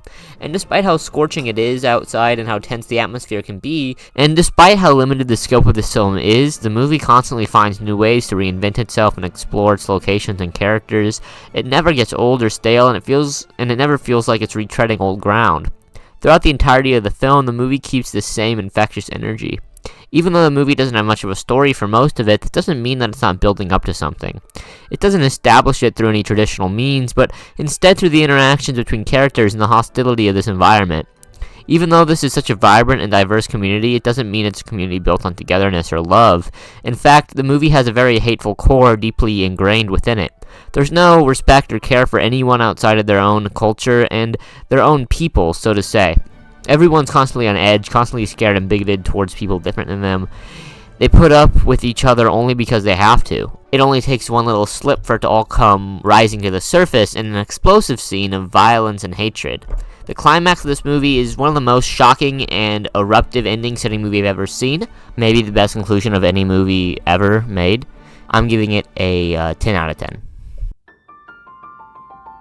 Jacques Tati is a filmmaker known for his Monsieur Hulot character, who is a very oafish and clumsy character a la Mr. Bean. It's not as focused on the Hulot character as much as I would have expected given the previous films of his I've seen, It's very unstructured, very fragmented, and it's really a movie that's just made up of several different vignettes, and just having a bunch of characters interact in them and get up to crazy and zany antics. Each scene is made up of dozens, sometimes hundreds, of characters that all exist in these very lavish and extravagant sets that are filmed in such a grand and beautiful way. Besides the sheer craftsmanship, it just doesn't do a lot for me. It's very chaotic and very all over the place, and not always in a particularly engaging way. It's just not necessarily my thing, even though I do appreciate how bold and unconventional it is as a film. So I'm giving it a 7 out of 10. Yasujiro Ozu is one of the most famous Japanese filmmakers of all time, directing hundreds of films over the course of about 4 decades. His most widely regarded films come from the last 2 decades of his filmmaking career. It's a very stripped back and naturalistic movie. It's very simple, very bare bones, but it's still a very powerful movie, a very profound movie as well. The father and daughter dynamic here is very strong, and you can tell that they both love and care about each other. You know, as time goes on, people have to change and grow and learn how to exist on their own, and it's not reasonable for this father to expect his daughter to be with him forever, nor is it healthy for this woman to live in a way where she only really exists to help and care for her father. But the movie is also somewhat critical of the way that this particular family goes about, trying to help his daughter into becoming her own woman. It's an interesting movie, and one that has a lot to say about the ways that we as a society are so quick to conform to tradition and try our best to maintain the status quo, while looking down on people who don't, despite the fact that they are far more happy and fulfilled than we ever could be, constantly trying to conform to tradition. So I'm giving it an 8 out of 10. The Passion of Joan of Arc is one of the oldest films on this list, releasing in 1927, and it's also one of the best films on the list in my opinion. There is something so intense and utterly powerful about this movie. Even a full century later, it still leaves a really intense impact on the viewer. It follows Joan of Arc, a figure so popular that everyone really knows her name, regardless of whether they know her story or not. She's one of the most famous figures in French history and is widely regarded as a French hero of sorts. The film doesn't follow any of her actions during the 100 Years of War that resulted in her landing in prison. It's focused pretty much solely on the trial and subsequent execution of her at the hands of the English occupying France at the time. You know exactly what's going to happen to Joan from the moment you start the film. It really understands how to master the medium in a way few other movies in the 1920s, or even today, know how to do. It's a true masterpiece of the silent era, and I'm giving it a 10 out of 10. Akira Kurosawa comes back one more time, and this time with a movie that many consider not only to be his magnum opus, but also the magnum opus of the samurai genre. But I would be lying if I said I was personally able to connect with it in any real way. It was still really fun. It was still awesome. It was a very fantastic movie. It was super well made, well crafted. The characters, really great chemistry together as a team. You root for them, and you're excited to see them face off with the bad guys at the end. The battle sequences are awesome. But I do have to say the plot is so straightforward and bare bones. The 1960s Japanese version of an Avengers type movie. I'm not saying that as a mark of its quality. From a technical perspective, it's better crafted than a lot of those movies, but as far as the story goes, it's just so standard. An eclectic ragtag gang of samurais team up to save this village from these bad guy bandits, and it's just it's not that interesting to me, really. I do understand the reason why it's just not that crazy to me is because it kind of set up the expectations for what these sort of team up fighting movies would be like, right? I'm giving it an 8 out of 10. Apocalypse Now by Francis Ford Coppola is another one I've talked about on this channel before. In my opinion, it's one of the great masterpieces of the war genre. It's just an absolute beast of a movie, complete non-stop brutality and horrific imagery from start to finish. The film is only a little under 2.5 hours. It never slows down or takes a moment to let you digest the absolute horrific nature of what's occurring until the very end. It's just non-stop terror from start to finish, and It's a film that's really focused on the human psyche in the ways that war affects and distorts the psyche in this really terrifying way. The dehumanization of the people you're killing that can lead to, normalizations of genocide and a complete disregard for human life. It's really depressing, but also very important. There's no shortage of movies covering this war and just how poorly the US handled it, but out of all of them, I find this to be the most powerful. Not only is it one of the best Vietnam War films ever made, but also I think it's one of the best war movies in general. It's just so unrelenting, and it really makes you understand how it feels to be in this horrific environment, especially towards the end of this very drawn-out war when everything was starting to fall apart. So I'm giving it a 10 out of 10.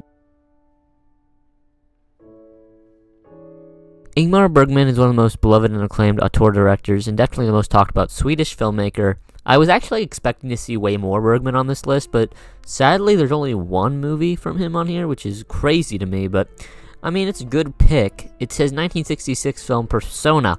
And I'm not going to sit here and pretend like I'm some expert on Bergman's filmography. I haven't even seen like a modicum of his stuff, but out of what I've seen, I'm pretty confident in saying that this is his most unusual and experimental film. And it comes out of the gate swinging, completely blindsiding you with these really bizarre and kind of disturbing visuals. It really gets you thinking about what it all means, and this sequence remains in the back of your head throughout the film, even as it starts to take the shape of a more traditional narrative. It messes with your head, and it constantly plays with the reality of the world it sets up. It constantly subverts your perception and your expectations of what this film is and what it's going to go on to be, and also just like what a film in general can be and should be. The way they play off of each other is so good, and they have such an incredible and unusual chemistry with each other. The filmmaking techniques, the editing techniques, the unusual score, it all contributes to this intoxicating vibe.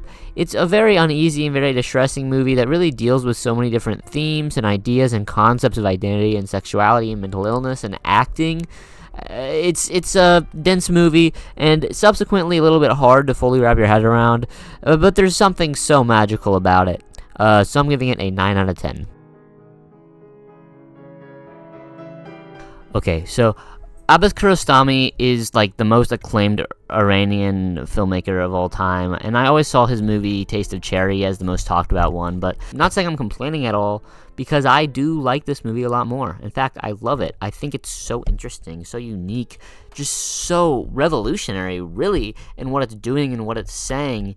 It's so interesting in its construction. It's this like docu-fiction, quasi-documentary type thing that kind of blurs the lines between reality and fiction in this really strange and unusual but entirely investing and interesting way. It follows the true story of this man who on a whim decides to start impersonating a famous movie director, and he begins to trick like this random family into thinking that they've been selected to be a part of his new film. And the strangest part about the whole thing is that he has no real motive for doing this. He isn't playing some long con. He isn't trying to scam them with some elaborate scheme. He's just some lonely guy who wants to be someone people care about. He doesn't have any ulterior motives. He just wants friends. The courtroom footage of the trial itself, him recounting why he did what he did, and then there's also the reenactments of the acts themselves. But this doesn't seem all that interesting. This is just what every documentary is like. Reenactments feature the actual people involved in the real-life event playing themselves. And the movie even starts with the journalist who first broke the case reenacting the moment when he, first came to this house, first talked to this guy, first interviewed him, and it fully allows you to come to understand the exact dynamics at play and the reason for why this guy did what he did. Of course, he wanted people to like him and respect him, but deep down, there's something more than that the movie is getting to. It's an incredible work of art, and one that deserves the reputation it has. I don't know if I was able to sell this film. I don't know if anything I said made sense. I want to say it's so weird, but I don't know if it even is. Like, it's kind of just like a normal movie by the looks of it, but like, when you get down to the core of what's going on, it really is such a strange thing. So I'm giving it a 9 out of 10.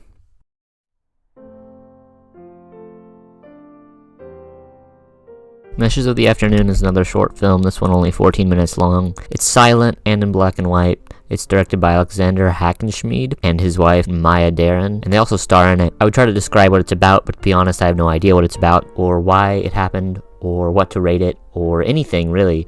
I think the movie might be meant to be a dream. I mean, she's asleep. So I think, yeah, it's like a dream. It's like dream logic. It might just be a big practical joke, and these two wanted to make like this weird, surreal film and see if they could trick critics into thinking it's some like deep and meaningful movie. Or maybe I'm just too much of a simple-minded plebeian to really get anything out of it. I don't think it's bad. It's still a creative and interesting movie. You know, I think these people just wanted to fuck around and make some weird shit, which, you know, is cool. And this is one of the earliest examples, I think, of that happening. But it's weird, it's strange, it's surreal. And also it's wildly influential for its portrayal of dream logic, which I mean is true. It's also just like a cool looking movie. So the more I think about it, the more I respect it, and maybe on another watch I'll be like, yeah, this is it, this is the shit, this is awesome. But right now, I think I'll give it like a 7 or something. It's kind of a hard thing to rate.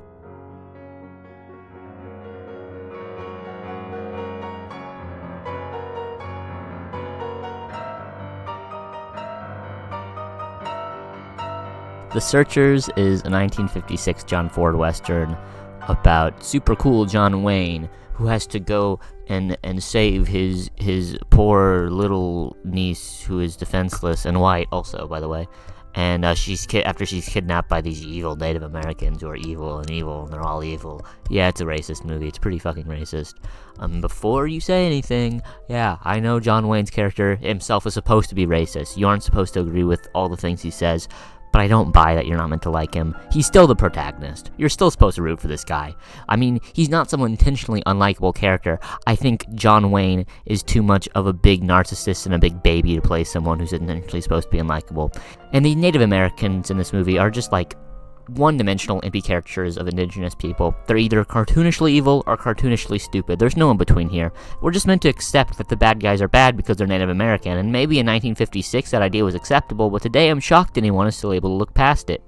And it's not even that a group of dangerous and ruthless natives couldn't be done in a more interesting way. All they would have to do is explore and build up these characters, like, at all, but instead they're just cardboard cutouts of characters that were conjured up to solely fill the villain role without any thought put into them as characters. But the younger kid, who's meant to be the more grounded and normal character in contrast to Wayne's quirky and politically incorrect character, he's a piece of shit too. He's a dickhead to his girlfriend, and then when he comes back after years of being away and not talking to her at all, she's getting married to someone else and we're supposed to be on his side? Like, hey fuckface, you literally married another woman and then wrote your girlfriend, rubbing it in her face, and that's the only letter you sent to her over 5 years. She deserved to leave, your dumbass. But no, they still end up together at the end, and John Wave saves the helpless white girl, and the day's saved, blah blah blah, happy ending, whatever. Fuck you. This movie looks spectacular, but I don't care. Just because it's stunning visually doesn't mean it makes up for how annoying it is to watch. 4 out of 10, not that good.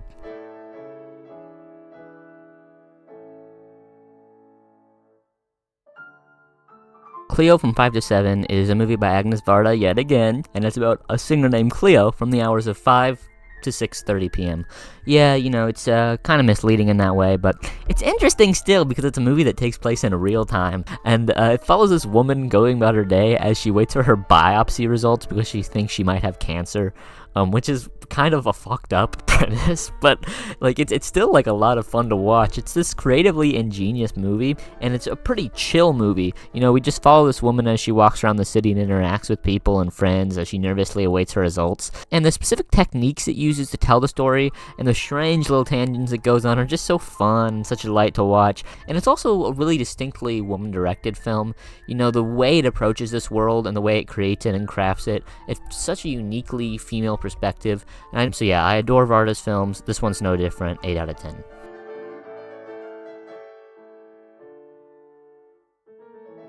The Rules of the Game is a satirical comedy by Jean Renoir.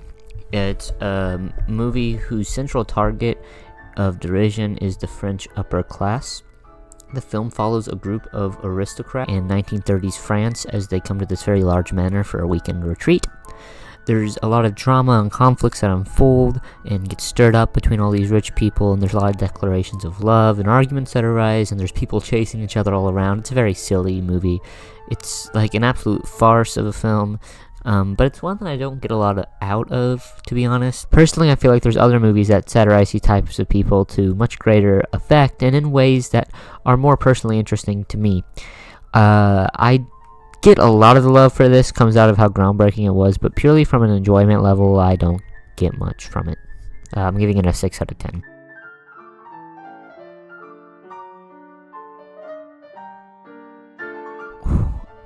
The Godfather.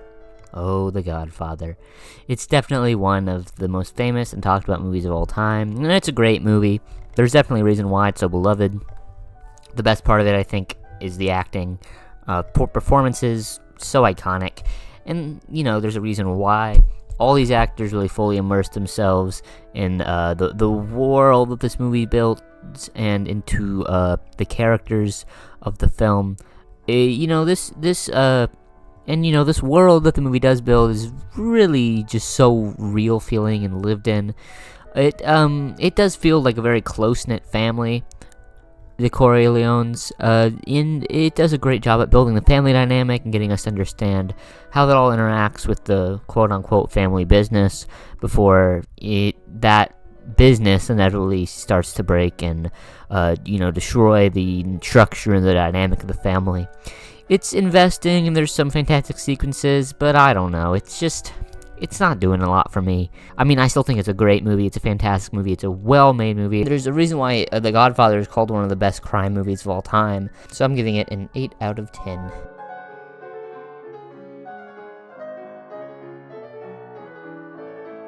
It's a good movie. I mean, it's a very simple movie. It's super stripped back, super bare bones, but it's pretty effective. There's a lot of, creative decisions and stuff that I really like about this movie.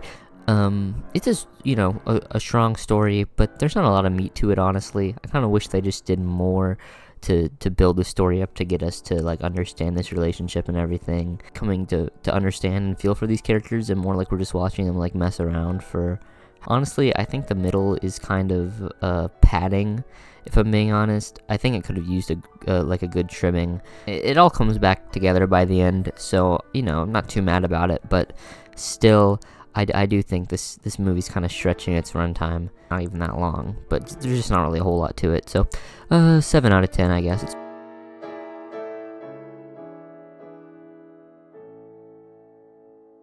Singing in the Rain is another absolute classic of the 1950s. It's a celebration of the dawn of the golden age of Hollywood in the late 1920s, when studios were first starting to transition from silent pictures to the talkies. Throughout the movie, we follow a silent movie star named Don Lockwood, who's having to deal with his rough transitional period, as he very quickly has to learn and adapt to a whole new set of skills in order to maintain relevance in Hollywood. And at the same time, he becomes involved in a relationship with a young, up-and-coming actress named Kathy. The film is a musical, and a very good one at that. It features some classic musical numbers, most of which are pulled from earlier films from this golden age of Hollywood, but they are adapted in such an excellent way that really makes them feel entirely new and original. They fit into the story so nicely and make perfect sense in reflecting these characters, and in some ways even elevate the song far above what they were in their original movies. The performers here are incredible as well and have fantastic chemistry with one another. I do still find it to be a very well-made movie and a very fun one, and one that still holds up very well today. I'm going to give it a 8 out of 10, I think.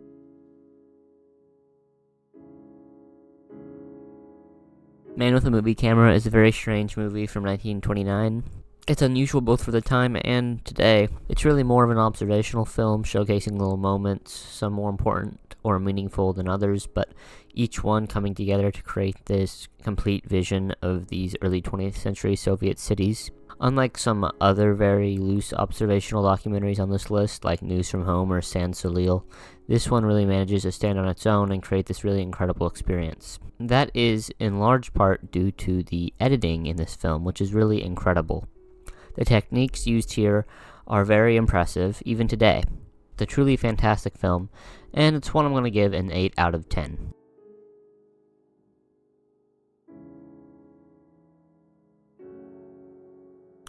Number 8 film sees the return of surrealist director David Lynch. I wasn't too hot on Blue Velvet, but I can't say the same about his 2001 film Mulholland Drive. It incorporates so much of what makes him a distinct filmmaker, and it puts it in one cohesive and very engaging package. It takes this idea of something more sinister lurking underneath a seemingly perfect town, and plays with it throughout its whole runtime. It takes place in Hollywood, which is often called the land of dreams, the city of dreams, and we follow this young, naive woman named Betty, who's here to strike it big in the entertainment industry, and there she finds a woman named Rita, or who goes by Rita, but really she doesn't know who she is. She suffers from amnesia after a horrible and pretty suspicious car accident, and together these two seek to uncover the life that Rita's lost and get to the bottom of something much greater. It's a very puzzle-like movie. You know, there's all these little individual pieces, details, scenes, ideas, and you as the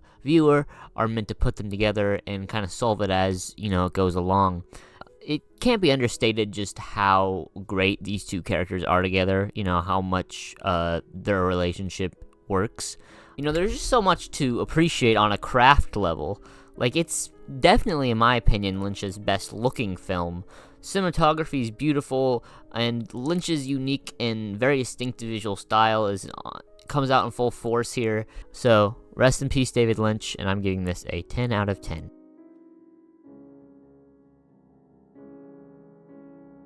Beau Travail is a 1999 film by French director Claire Denis. It's an adaptation / reimagining of the unfinished 1891 story by Moby Dick author Herman Melville. The film follows a section of the French Foreign Legion in Djibouti in the 1970s. It focuses on two characters, the adjutant chief, Galloup, and a new recruit named Centane.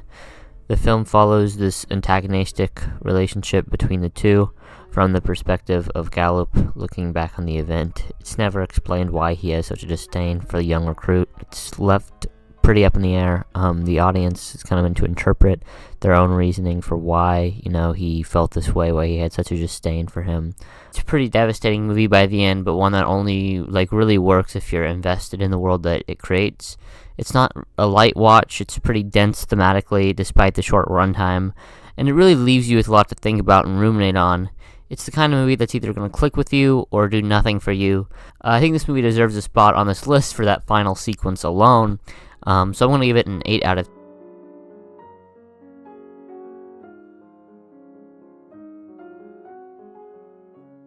Stanley Kubrick is back for a third time with yet another film, this one being what's likely his most talked about and acclaimed film even today, 2001: A Space Odyssey. It's one of the most incredible and groundbreaking works of science fiction. It's such a creative and inventive vision of outer space and this 1960s version of what the future could be. In the midst of the space race where, exploring the great unknown of space was the forefront of everyone's mind, it's only natural that the way the world would be 30 to 40 years from now would be marked by further developments in outer space colonization and exploration. Of course, that's not what ended up happening, which should date this film in some way, but somehow even 20 years after it's meant to take place, there's something about it that still feels so futuristic and cutting edge.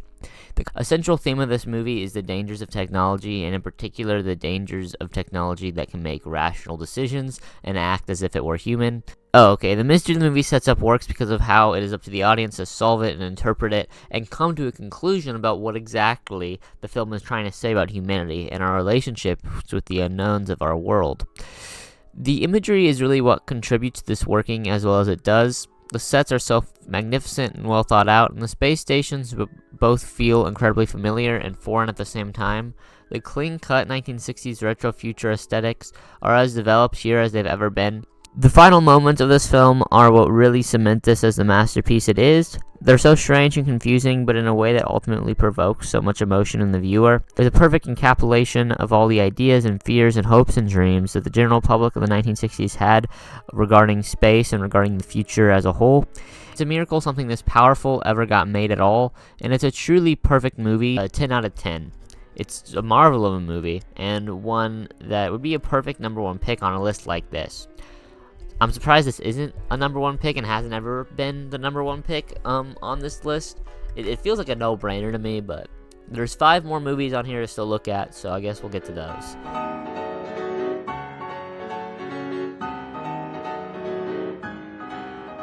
The other Wong Kar-wai film on this list, In the Mood for Love, is often considered his best work. Personally, I do enjoy it, but I can't say it would be my pick for his best film. It's a lot less scatterbrained than some of his other work. Chungking Express really is all over the place from a story perspective, but this is a lot more focused in that regard. The movie follows a man and a woman who who live in the same apartment complex, and they begin to grow close to each other, and they get even closer when they realize that they're both being cheated on by their respective partners. It's often considered one of the greatest romance films of all time, and I wouldn't go that far personally, but it is a lot more interesting than a lot of romance movies end up being. It's still a Wong Kar-wai film through and through. The cinematography, the use of music cues, the way that the story ends, it's all pretty typical for him. I'm not saying these are bad things. I'm not saying the movie itself is typical. The music is good, although I do think it does become a little overwhelming after a while. The use of the Mamas and the Papas song in Chungking Express was used pretty frequently, possibly more than the music cue in this movie, but it's just kind of repetitive, and the way it gets used, even though it is a great music cue, I don't know, it kind of reminded me of like when you put in a DVD and then like you don't watch the movie for a while, you just sit on the menu and that like the same musical sting plays over and over again. It's like that. It's like, oh my goodness, like play something else for a change, you know? Like, is there nothing else in the soundtrack? I can't say I get as much out of this as I do with some of his other work, but I do appreciate it, and I understand its popularity and why it holds so much power on this list. So I'm gonna give it an 8 out of 10.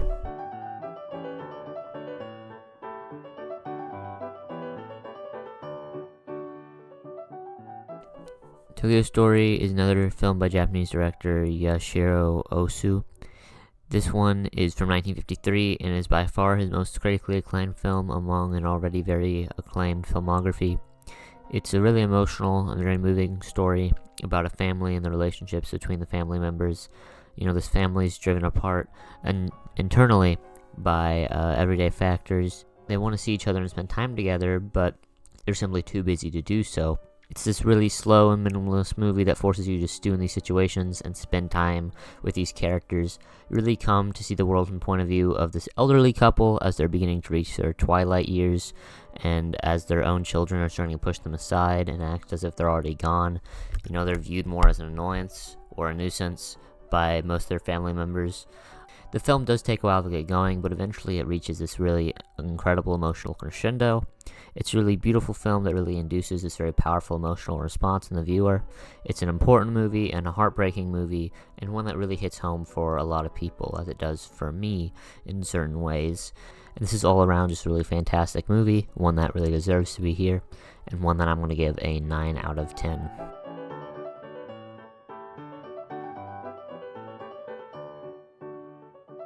Citizen Kane is a movie by Orson Welles. It follows the life and times of a very wealthy newspaper mogul named Charles Foster Kane, who himself is played by Orson Welles, who does a really incredible job capturing this very larger-than-life type character. As we follow this man's life, we also follow this reporter named Jerry Thompson, who himself was investigating the life of this man following his death. You know, he's really the audience stand-in. We kind of view the story through his eyes as we try to retrace history, so to say, and figure out what led Charles Foster Kane to the places where he ended up. It's not the most insane or craziest story ever. It's pretty simple, kind of bare bones if you really think about it, but the execution is what keeps this otherwise simplistic story really fun and engaging and energetic throughout. It's just all around really fantastic movie that deserves all the love and praise it has gotten over the countless decades in which it has been heralded as the greatest film of all time. I'm not saying I agree necessarily, but I do understand the appeal. So I'm giving it a 9 out of 10.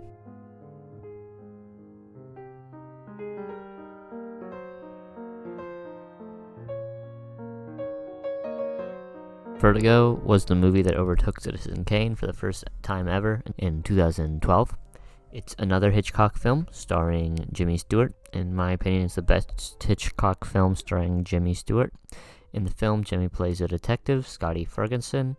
The most interesting thing about Scotty is that he has vertigo and a severe fear of heights resulting from a traumatic experience he had. Scotty is hired to watch this guy's wife because, he's kind of worried for her safety. And through watching her, and saving her from suicide via drowning, the two fall in love, It's pretty standard for Hitchcock at this point. I mean, there's this femme fatale character, and our central, strong, masculine protagonist becomes fascinated by her and ultimately falls for her. It seems like it's going through the motions, and then boom, the chick kills herself. It's a pretty unexpected thing that happens just halfway through the movie. It really disrupts the status quo of the film, and of course nowadays this plot point's pretty well known, like, Psycho. The way it's presented is still so shocking and effective, and it's not effective because it's shocking, but it manages to be both effective and shocking. And the visuals of this movie are so great as well. There's one super iconic sequence in particular, but there's other moments all throughout that are really well shot, and edited too. The editing here is great. I feel like I'm just rambling at this point about how good this movie is, but it is really great. It's in contention for my favorite Hitchcock. I like Psycho more, but this is still great. And I can see why this could be considered the best movie of all time, the greatest movie of all time. It's incredible, even if it does have a bit of a slow start. It really does ease you into what's going on here, which I think is great. It doesn't want to play its hand too early, but it's really worthy of the top spot.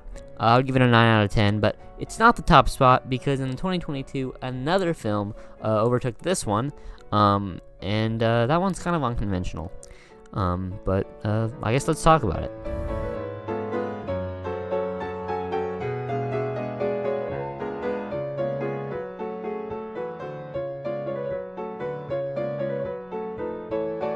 Jean Dielman, 23, Quai du Commerce, 1080 Bruxelles, is a film that takes a top spot on this list.